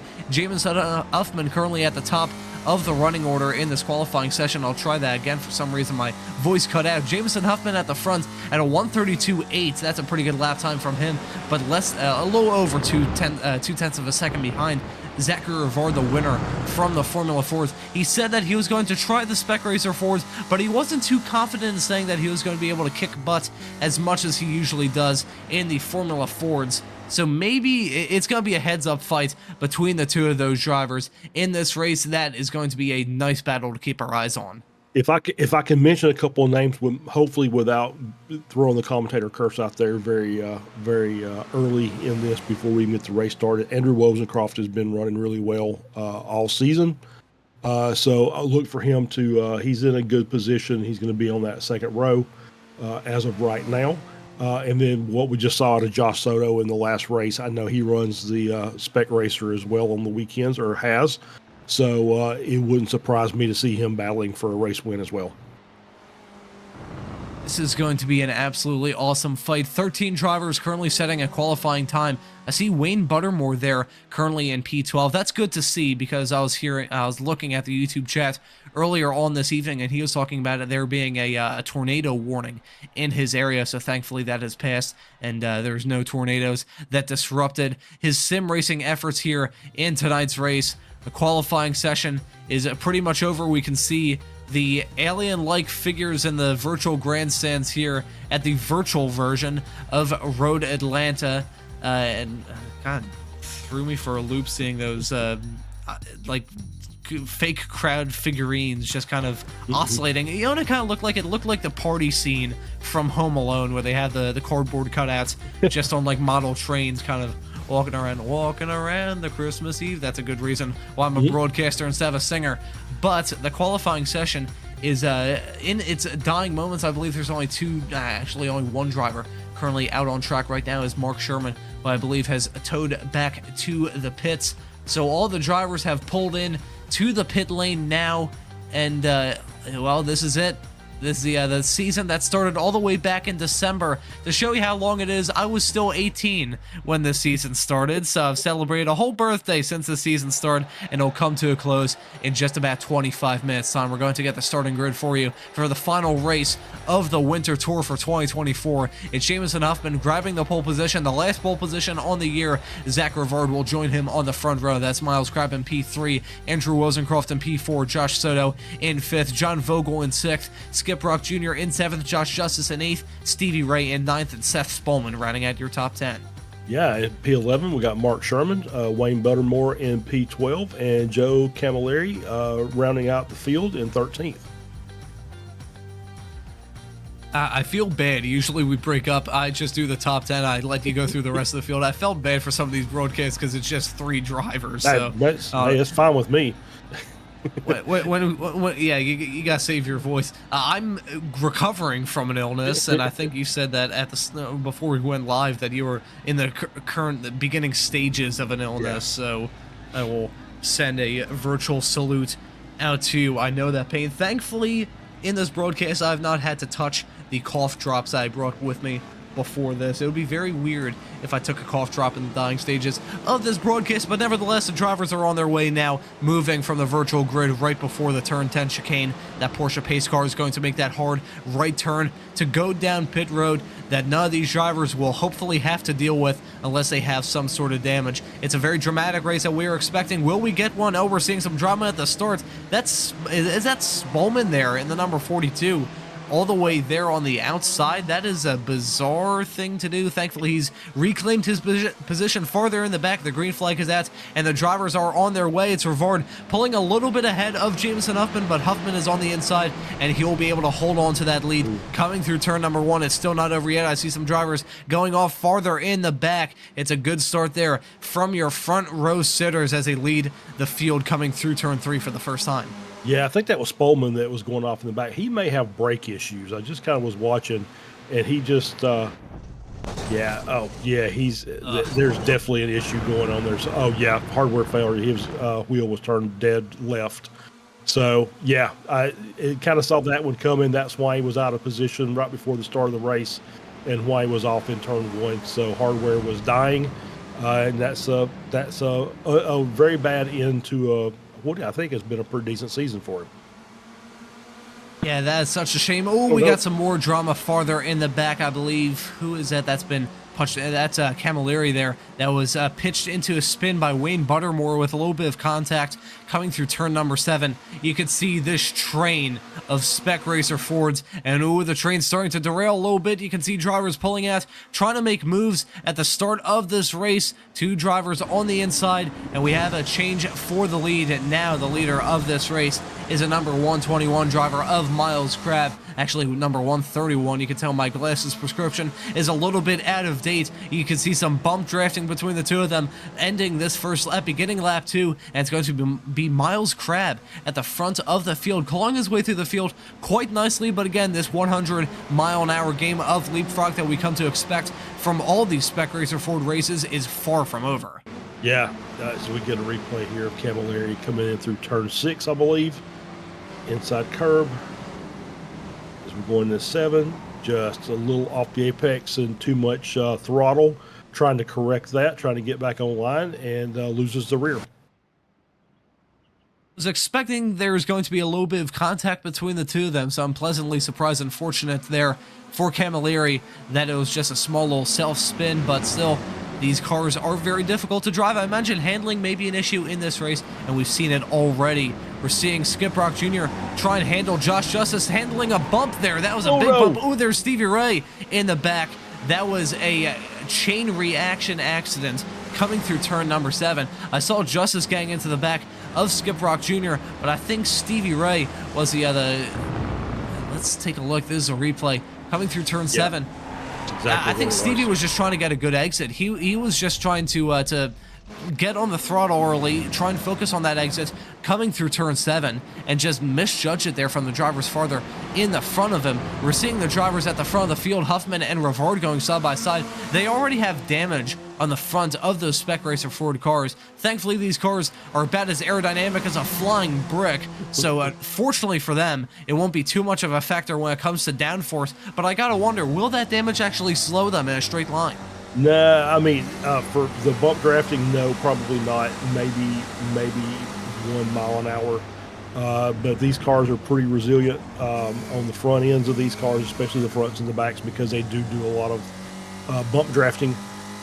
So that won't be too much of a bother. If you start getting those wrinkles around the fenders, where you get those tires exposed to air, that's when you start starting to get issues with slowdowns. I will say this, I did go back and look at the Skip Rock Jr. incident. Yeah, he just kind of got loose coming into 7 and had to kind of lift a bit, and that caused that chain reaction between him, Justice, and Stevie Ray. It's tough for all 3 of those drivers because they were putting together a fantastic drive. We're involved in that fight. Skip Rock Jr. is still at the tail end of it, 2.3 seconds back from Huffman and about 1 second back of Rosencroft in P6 right in front of him. So sadly, I think there may be a little bit of damage on Skip Rock's car. Ooh, a little bit of blinking from the drivers running up towards the front. Rivard getting a move done to move back into P number 1. There's Crab there in P3, and that's Soto and Vogel going side by side for the positions right behind them. I'm sure Andrew Rosencroft is feeling himself now, seeing these 2 drivers go side by side into the final quarter. There's going to be some tight stuff between these 2 drivers. It's going to be the 4 on the inside, the 07 on the outside, and the number 80 waiting in the wings if these 2 drivers come to blows. Yeah, it's great driving. You go too wide through there with these cars. Be very careful. Caught the inside curb and kind of kicked the car out to the outside. Luckily, if there was any contact, it was very light, and they're still battling side by side. Oh no, Soto loses it. That's a spin. Yep. Oh, I think he might. Yeah, he did. He clipped Skip Rock Jr. as well. Be careful. Okay, thankfully. As a train horn's going off in the back. Hopefully that didn't get picked up on the microphone. But unfortunate there for Soto. Ran a little bit wide. It was a bad decision to open up my window on the one good day that we have throughout this entire season, weather-wise, where I live. We've got trains. We've got planes, we've got automobiles, we've got everything going off farther in the background. Thankfully, that's not getting picked up on the microphone. According to our producer, he's also loaded up this replay of what happened with Soto. I think this was hard battling gone wrong. Some of these drivers start to see the red mist. Soto was seeing a red car in his mirror and felt like it was time to strike, but sadly for him, the only thing he struck was that curb, struck the grass, and then ended up striking Skip Rock Jr., who was a complete innocent bystander. Unfortunate for him, involved in 2 incidents in this race thus far that weren't really his fault. In another replay, and the slightest contact ends both of their races. Definitely extensive damage on both of those Spec Racer Fords. Yeah, I think Skip would have been okay. He would have lost some time, but we just basically backed into the wall, and that is not good. These cars, you can bump them a little bit between the cars, but when you start hitting the barriers, you're going to run into problems. And yeah, it was just tough luck because Soto was battling hard up there with Vogel and Crab, and just too much curb and hooked the front end of the car and sent it around. Unfortunate for both of those drivers. This is a replay while we were paying attention to that schmozzle between Soto and Skip Rock Jr. This was farther up towards the front. This is Zach Rivard getting the move done on Jameson Huffman, going side by side down the back straightaway, about to enter the braking zone of turn number 10, and he cleared him well before the brakes there, so it just shows you the powerful effect of the slipstream. This was actually before, this was in the beginning moments of Soto battling with Vogel there. That was, we were paying attention to that as Rivard got the job done.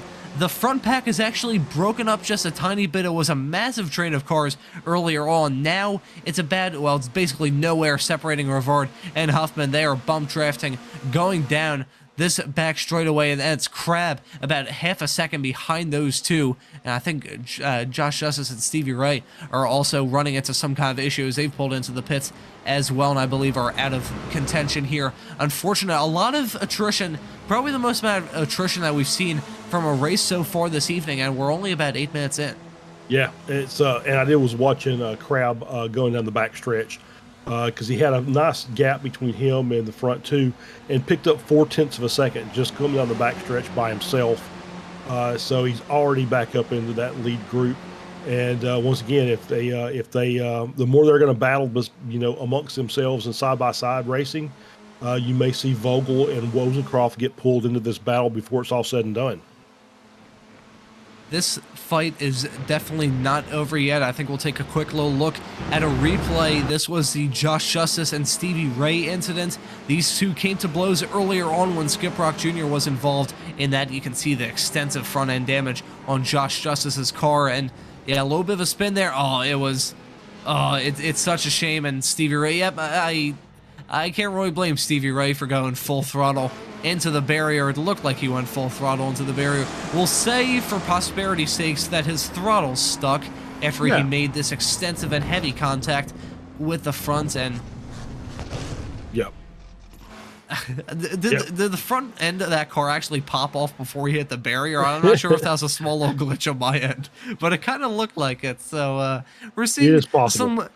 We're seeing some mildly janky stuff here in iRacing. Of course, iRacing, it's not perfect. It's a wonderful platform, don't get me wrong, but it is definitely not perfect. In fact, there's been something I've noticed all throughout this broadcast thus far, and if we have the right camera angle, heading into turn number 6 this time by, you'll actually see a spectator on the inside of that curb, seeing some bump drafting. Heading into turn number 1, you'll see a spectator under, I guess, would it be called a gazebo or something like that? It's the pointed tents, the four-legged tent things that they have. He's standing under it and trying to look at the racetrack, but the little gazebo thing is canted at a weird angle whereby he can't actually see anything on track. Maybe we'll take a look at that.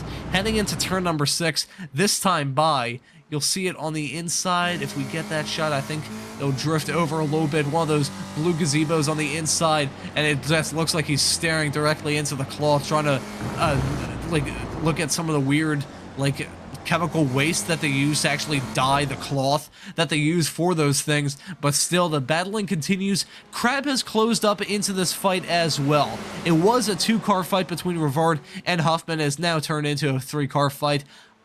will Crab really try and risk anything? At this stage of the race, I doubt any of these drivers are going to be risking too much. They're just bump drafting. You can see Rivard and Huffman bump drafting quite a lot, going down that back straightaway. I don't even think Crab would risk it because he's in a good position right now in that slipstream. I think he's quite comfortable in the position he's in right now. Yeah, I think you're right. There's no sense that we're only 11 minutes into a 25-minute race. There's no sense in battling up here. The longer they stay in line, it just run nose to tail, the more they're going to stretch that gap back to Vogel, and that's going to keep that from becoming a much bigger battle because obviously Vogel and Wozencroft are doing everything they can to move up and make that time up. So, yeah, it just makes sense. We're just going to ride around for about, 5 laps or so, and then we'll settle amongst ourselves at the end of the race. I think the saying is it's a marathon, not a sprint. Even though this race is only 25 minutes long, there are multiple stages to it, and right now all these drivers are in the sitting back, relaxing, and enjoying the ride for now. I think this is a camera angle. We'll see. I think that was Rivard going a little bit sideways. There at the bottom corner, you can see there's a small little guy just looking into cloth and nothing else there. So his view of the racetrack slightly obstructed there. Not sure if that's a small little glitch or an intentional addition into iRacing, thinking nobody would catch that. That's what I was referencing for anyone thinking that I'm just spewing total nonsense watching the stream here on Apex Racing TV. But still, getting back to the actual action on track, Rivard went a little bit wide coming through turn number 5. That's a first trip up that we've seen from him, so it will not catch him out too much. As you can see, hard bump drafting between these two drivers going down into turn number 10. Will engine temperatures play a role in these drivers possibly swapping positions? We've seen back in the early days, it was the late days of the NASCAR Car of Tomorrow, when there's a thing called tandem drafting. The only times you'd see those drivers swap positions is because the driver that was pushing was actually experiencing some quite hot engine temperatures. So maybe we could see something like that. I'm sure Jameson Huffman is getting enough cold air into that Spec Racer Ford engine of his that it won't be too much of an issue, but could that play a role in this fight? I don't think so. No, the tandem drafting from the COTs and NASCAR were basically, those cars were running basically with the foot to the floor for 2 or 3 laps around Daytona and Talladega, the big draft tracks, and so because that's how you had to race the cars, and so if you had your nose covered up by the rear of the car in front, after about 2 minutes of basically foot to the floor racing, it was time to kind of peek out and get some clean air, cold air into your car. These cars are not, they're running as hard as they can go, but there's a lot of places they can lift.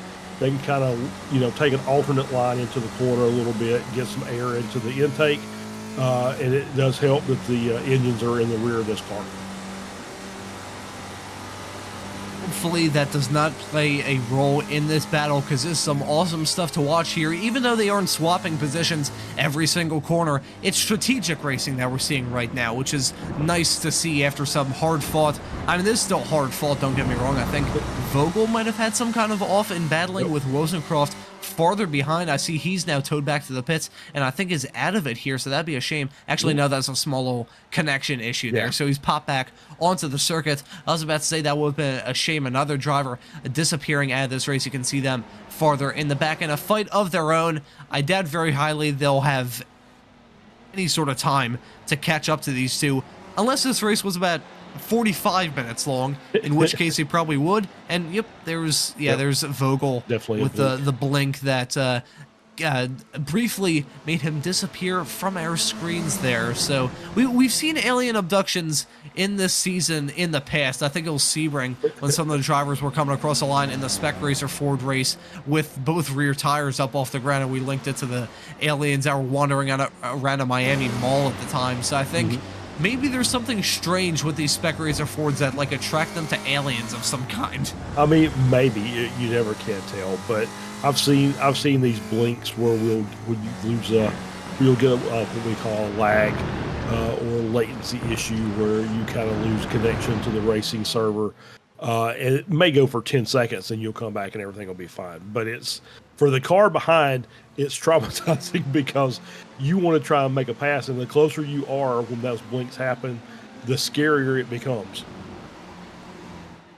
I have seen many drivers blink in front of me in my time on iRacing, and there's only one noise that you can register when something like that happens. You just see them blinking, and it's like, oh, and you're just spooked after something like that. That was a very strange noise. Hopefully no one in the history of Apex Racing TV broadcasting ever registers that tone. Good lord, the front of Jameson Huffman's car is chewed up. That thing looks like it's ready for the scrap heap. Thankfully for his sake, the radiator opening at the front isn't obstructed too badly. It's not like it's wrinkled up like a discarded soda can, so that's good for him. However, it is definitely not going to win any sort of prettiest car competition we have right now. He is fighting hard to try and get that sweep.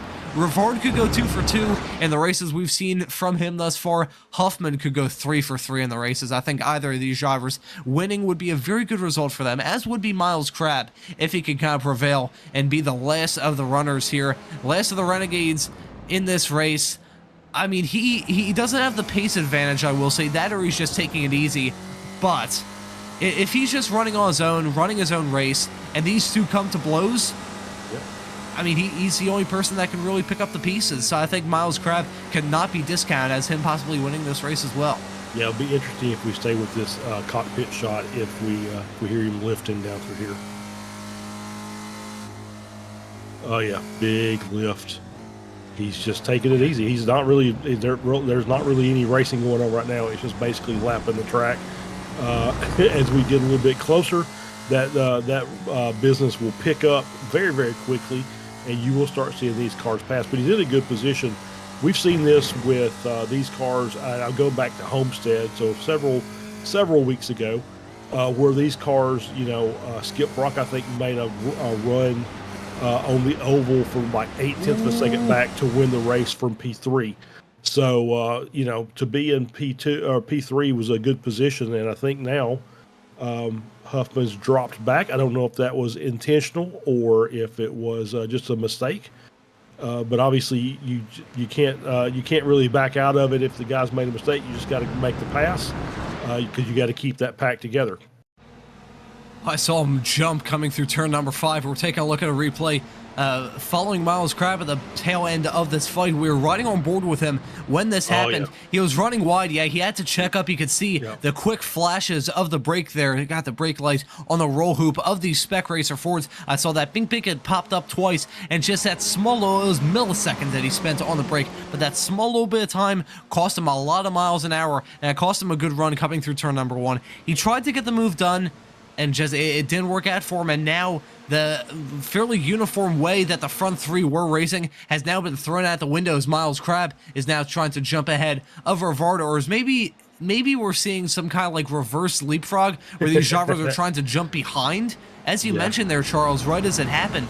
Maybe this is some kind of strategic move from some of these drivers. I doubt it was for Huffman, but it could be for Rivard. Yeah, I don't think it was from Huffman. I think he just got on that outside curb in turn 1, and it doesn't really give you any support out there. It's instead of maybe kicking you back into the track, as we've seen with some curbs, that one just kind of wants to drag you into the grass. So yeah, I think that was just maybe a little bit of a mistake trying to go too wide through 1. And so now, yeah, it may be that they're saying, you know what, I'm going to hang back here. We'll see if he starts playing the leapfrog game or not. If they start making that dicing, you may see Crabbe back in 3rd again, and we'll see if he stays back there and waits till the last lap, or if somebody else kind of hangs back and waits till that last lap to get that nice run down the back straight. As much as I'm sure that Jameson Huffman is not happy that he had that mistake coming through turn number 1 and trying to get the move done on Zach Rivard, I will thank him, because if it was going to be those drivers running in a train until about 2 laps to go, I was about to start breaking out a game of I Spy on an Apex Racing TV broadcast, and that would not have gone over well. We're following Andrew Rosencroft rounding at the top 5. 9 seconds separating these drivers, and that's a pretty big gap between themselves and Sherman, currently running in P6. Mark Sherman, 25.5 seconds back of Miles Crabbe, your current leader of this race. It's fairly spread out, a little bit more attrition than we are. I was expecting attrition. I was expecting handling to be an issue, but we've just seen some drivers just come to blows with each other, making small little mistakes that just catch out the drivers, especially towards the beginning of this race. a fairly attrition-packed, probably the most attrition-packed race we've had thus far throughout all of Season 11, and here for the runoffs. Yeah, I'm trying to do the math in my head. Of the 13 drivers, 9 of them, only 8 drivers are currently left in the race, and only 7 are on the lead lap, so I'm not sure how much that would work out percentage-wise, so about half of the drivers are out of this race, so probably the highest in terms of percentage that we've seen so far this season. Yeah, after 2 hours and 15 minutes or so of broadcasting, I don't think I want to try and do that math either. So yeah, it's been a pretty high attrition rate tonight, and it is a little bit out of the ordinary. But yeah, it's kind of the nature of this track. This track is a very difficult circuit, and you only have to make one mistake to end your race. I just had to take a look at the stream here on Apex Racing TV. 2 hours and 26 minutes we've been on the air for, so hopefully the viewers tuning in here on Apex Racing TV have enjoyed it, but still not over yet. The bump drifting continues. Jamison Huffman hitting the back of Miles Crab, going down this back straightaway. Will we see, I guess it would be a triplet of bump drifting going down this back straightaway? I think, will we see something like that? Or is Zach Rivard thinking, hey, if I try and bump drift Jamison Huffman while he tries to bump drift Miles Crab, that'll just end in 3 completely destroyed wrecked race cars barreling their way upside down and on fire heading into the final chicane. So I think he may be taking a little bit easy, but we are in the last few moments of this race. I believe we have about 2 laps to go here, so it's coming to crunch time. Yeah, it's coming to crunch time. Yeah, I think you're right. 2 laps to go. And I have seen them kind of peaking, but not really making any moves. And yeah, you don't want to really bump the push to pusher, as they say in NASCAR terminology. So if you get 2 cars in a bump draft, unless they're pretty stuck together, you don't want to add another car to that. But I have not really seen them making any moves. They're just kind of staying in line. So I think that the strategy is starting to play out. So I think coming up on this, we'll get this one run down. My guess is they'll stay in line unless, somebody has a quote unquote, bad exit out of this corner, which looks like everybody's okay. So yeah, we get a little push there from Huffman in second, and Rivard is just along for the ride. So we'll set ourselves up for a last lap battle, and it's probably going to be 3 wide all the way down the back straight.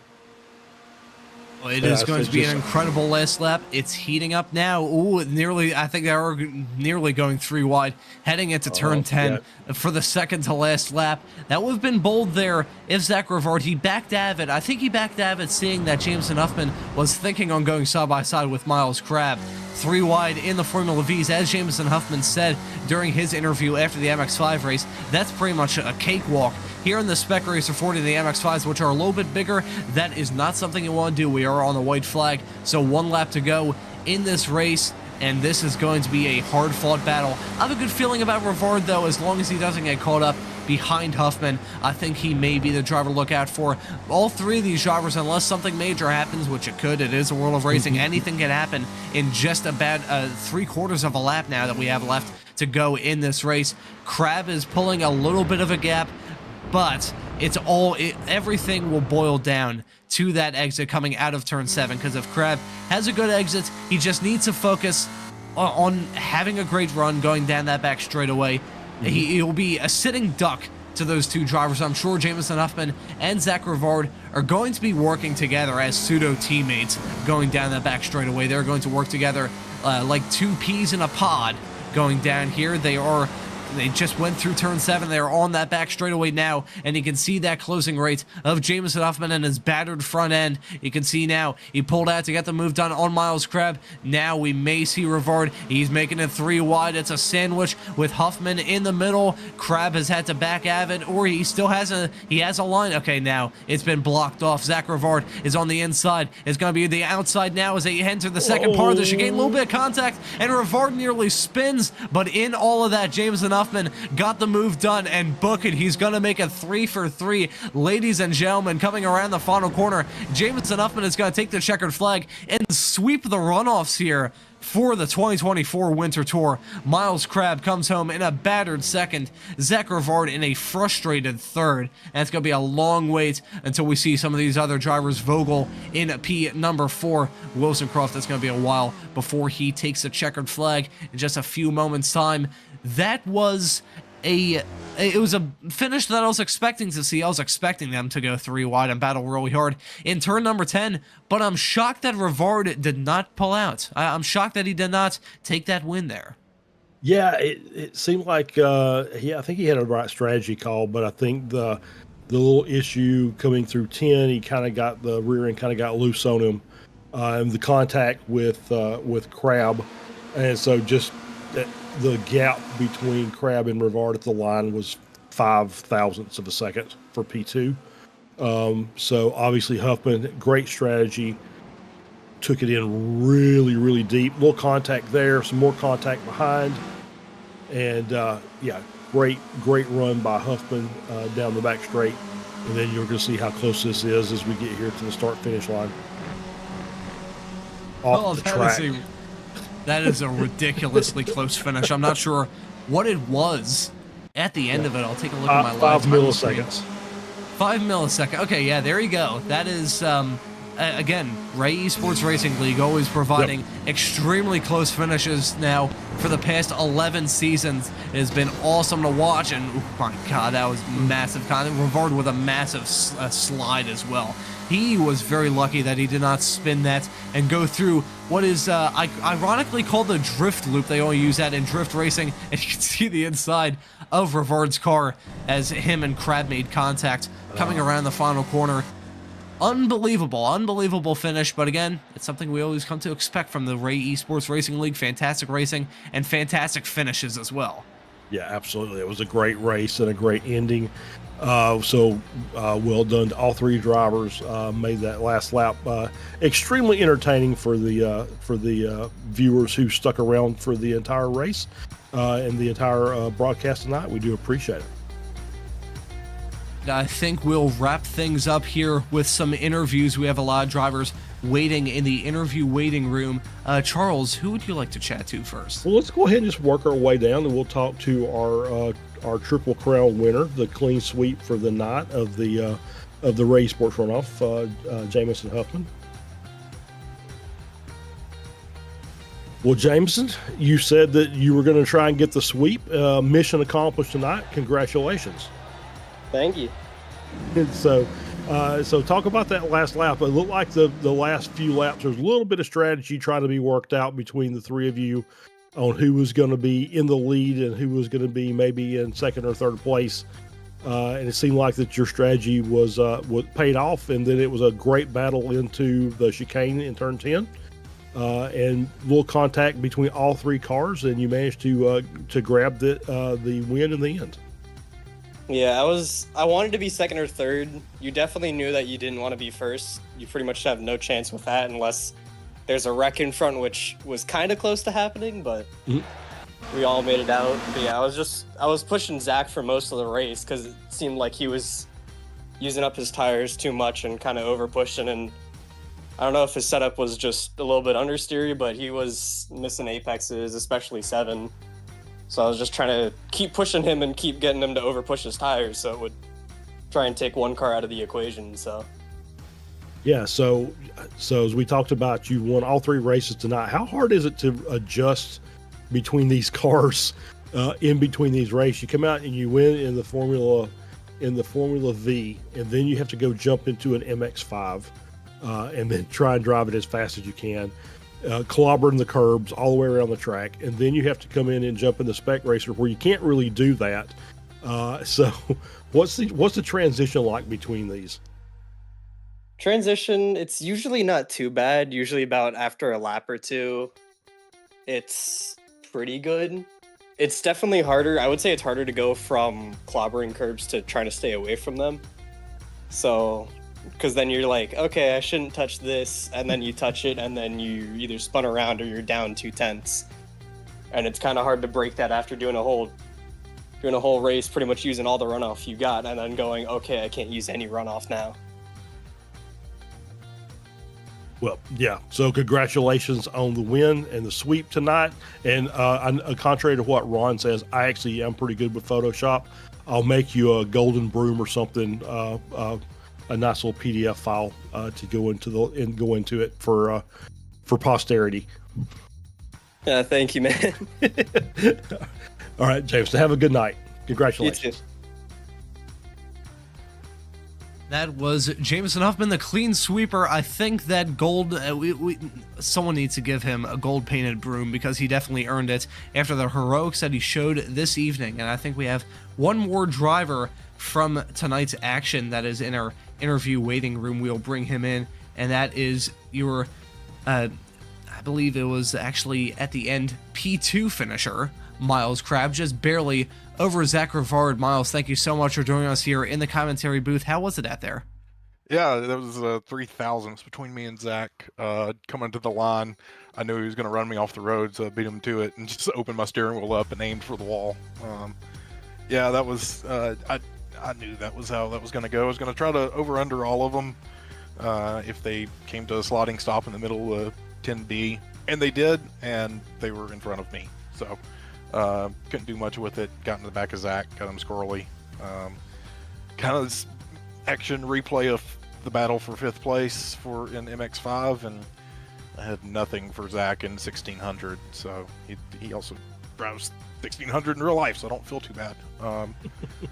So yeah, no, that was fun.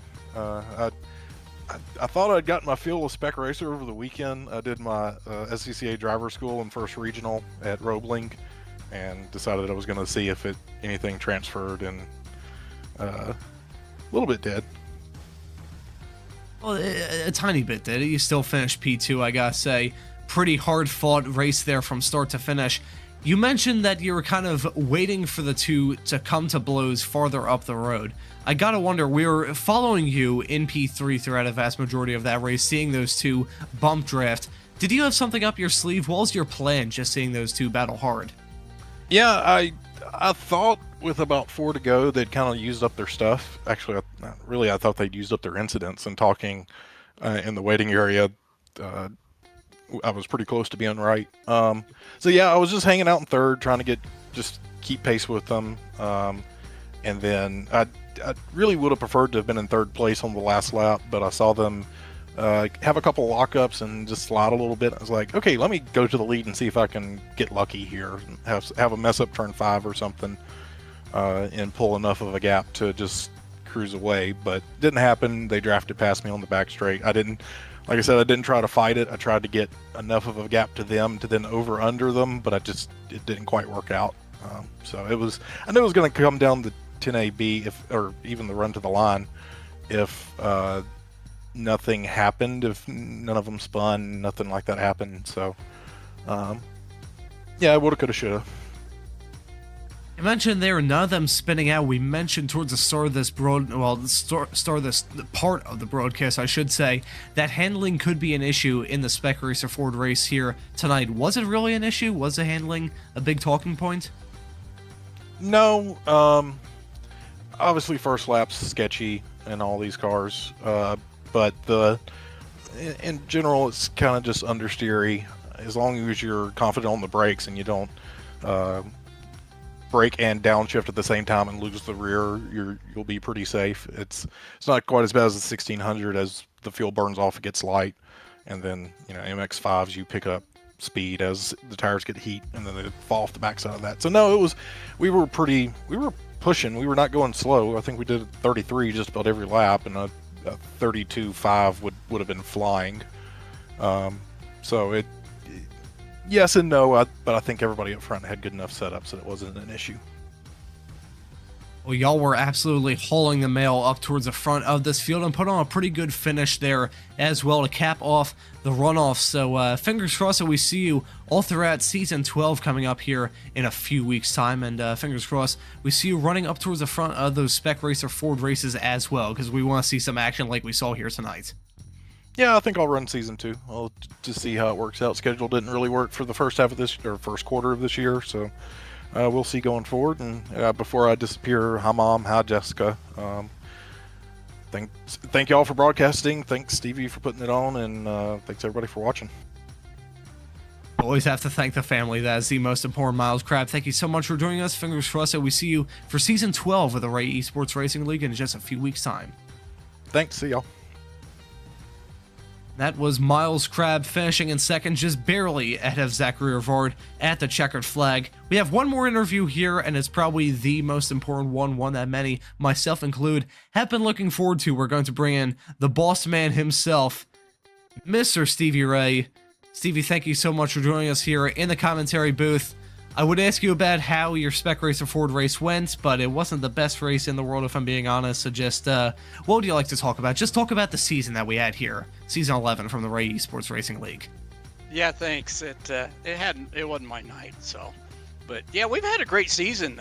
Everybody kind of jumped on that Formula V train and wanted a piece of that, so those things got really popular. And it really took off this season. So next season, we'll have to think about what we're going to do for our multi-class again. The Formula Fords are coming out in iRacing with rain, but the Vs don't. So that's another consideration. We'll have to try some fun things between seasons and see what they like. But had some great racing this season, some close finishes. These guys, you can't beat them. I mean, most of them have real world experience. They know racecraft. They know what they're doing. So it's just a ton of fun to be here. And the best part as well is the fact that all these drivers, they've either raced against each other in real life or they've run together in this series for many, many seasons. So they know how each other tick, and it lends itself to some fantastic racing. We've seen it all season long, as you said. A fantastic photo finish there between Rivard and Crab for P2 in the SRFs, and that we had last week at Road America, the awesome finish in the MX-5s. You mentioned the Formula cars there, and I was going to ask you about rain because it's a big talking point coming into the next season of iRacing, Season 2 of 2024, and just... is there any more that you'd like to talk about when it comes to maybe a possible split between having the Formula Vs in a different category than the Formula Fords? Is there any kind of stuff you want to reveal about that? Yeah, we just haven't locked anything down yet. Everything's kind of on the table and open, and I want to hear some feedback from the guys that do the league. I mean, I put it together for them, but these guys, it's their league, so I try to make them happy. But yeah, I don't know. We'll have to see. I know the Formula 4 has rain coming up, and the Formula Fords do, so we may look at that. I know the GT3 cars have rain as well, so we may look at that. But we always have gone with real world weather as close as possible, so you may go a whole season without the rain, even though it's available for some cars. It's just a tough call there. Want to make sure the realism is still around, but I think as a broadcaster, I would really enjoy the rain. I'm sure some of these drivers would not be very happy if we saw some rain in some of the races this upcoming season, try and make their job a little bit harder. But at the close of the season, just kind of closing thoughts on how the season went as a whole for Ray Esports. Oh, it's another successful season. It just the multi-class grew with the Formula cars all season. The solid foundation we got with the Spec Racers and the MX-5s. Those guys always with the draft of both cars. We keep attracting more and more. The word gets out through SCCA and the guys that race, and we're starting to get a little more credibility through them. So people are coming and jumping over here to get some real world practice, and we try to schedule it before the real world event. So like this one, I think the Super Tour is headed to Road Atlanta here in a couple of weeks. So it was a chance to get some extra fun. I'll tell you what, Road Atlanta is one hell of a way to end off this season. I mean, it was a reason why it was the host of the SCCA Runoffs in real life for as many years as it did.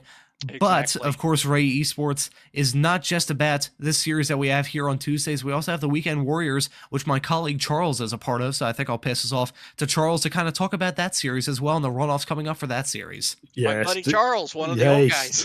One of the old guys. Hey, season 4 of this year, I'll be in the Masters class. So there you go. Okay. Well, I don't know now if there's been a change. Oh, really?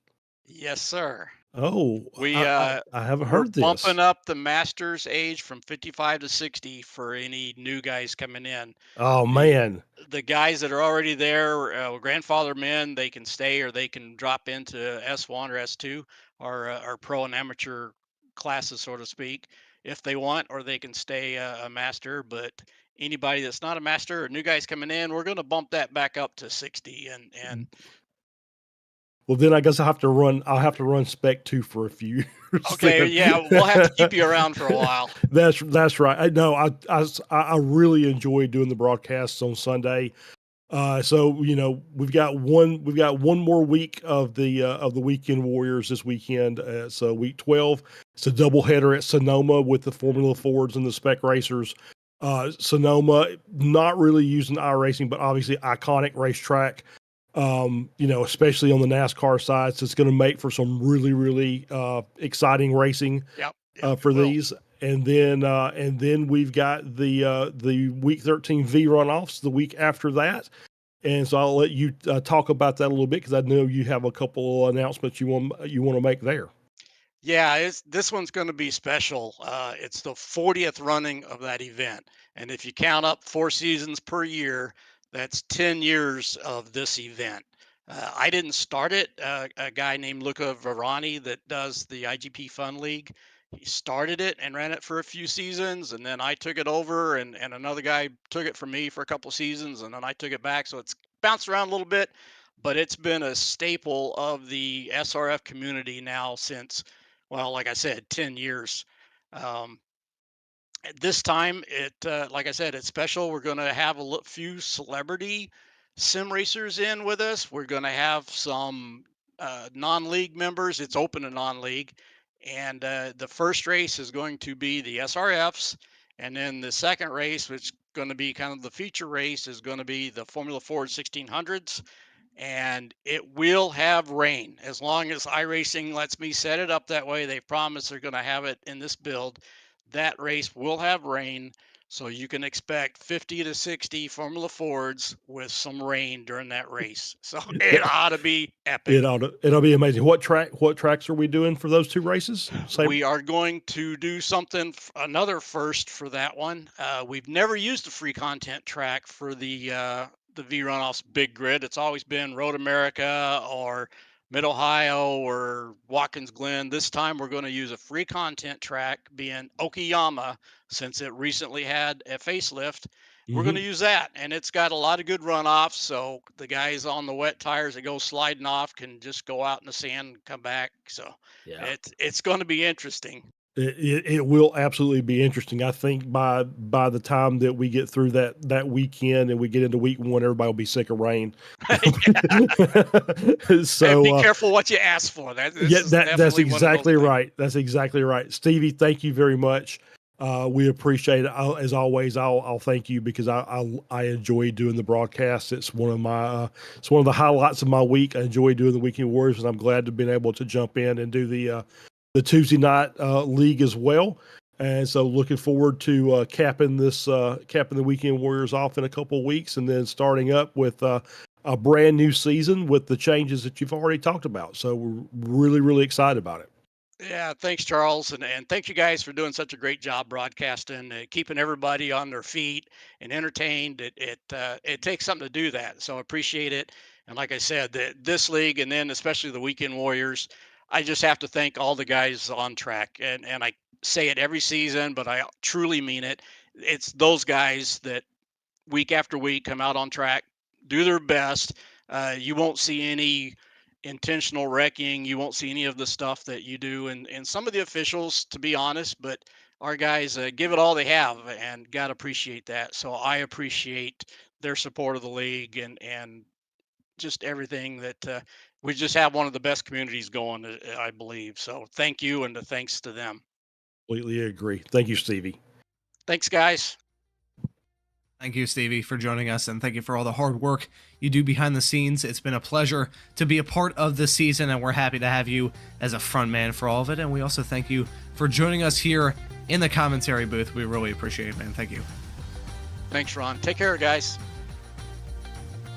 And that is basically all that we have time for. I'm not going to end the broadcast there because, Charles, we've grilled some drivers, we've had some interrogations, if you would, of some drivers, but I just want to end this season by looking back, looking over the season, and kind of picking through some of the best, our favorite moments, shall we say, from the season. We've shared some laughs together, we've had a lot of exciting moments, an alien abduction at Sebring, and I think we also had one earlier on this evening.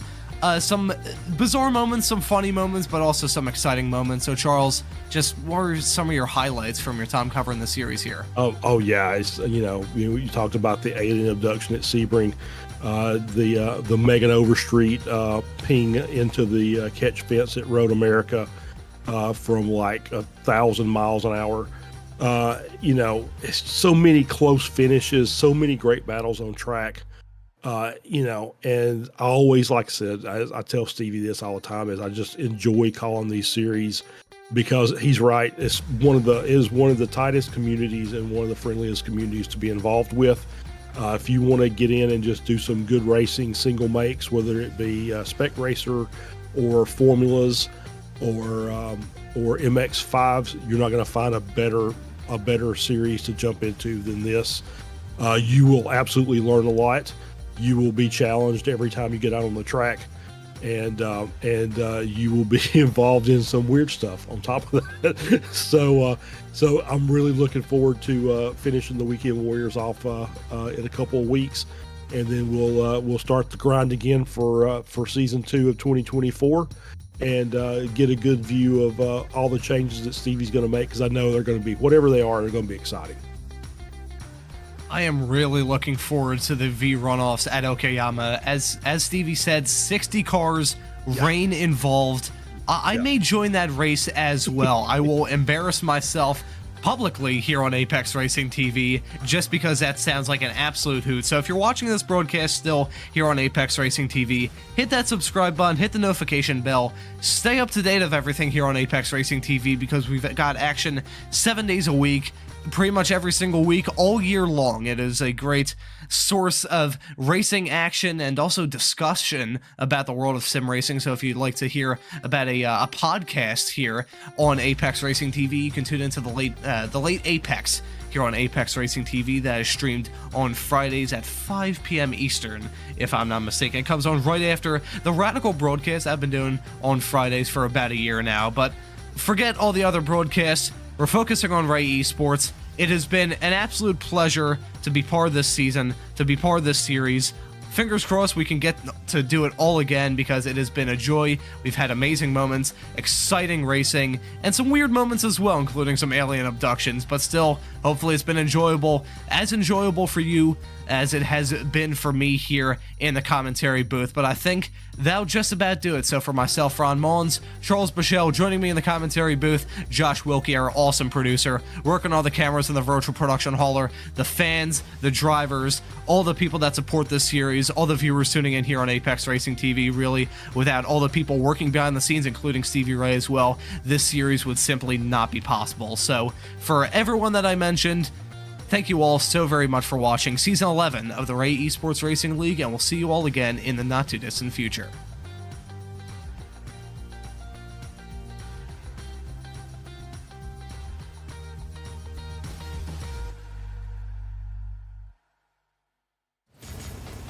Are you struggling for consistency in your sim racing? Does your iRating look like a roller coaster? If so, we have good news for you. The way to get more consistent is to first understand what you're doing differently than the professionals. And VRS is the answer. With our competitive subscription, you will have the telemetry, setups, tutorials, and everything else you need to fully analyze your driving. Our data packs and the ability to compare your driving with the best in the world will show you exactly where to adjust your inputs, change your driving line, and shave seconds off of your lap times. And our powerful and precise Direct Force Pro wheelbase and precision pedals are being used by some of the world's best drivers. All these champions agree that VRS hardware is not just the best on the market, it's also priced well below the competition. So if you're looking to upgrade to direct drive and the best pedals in sim racing, VRS is your answer. If you want to get better, get faster,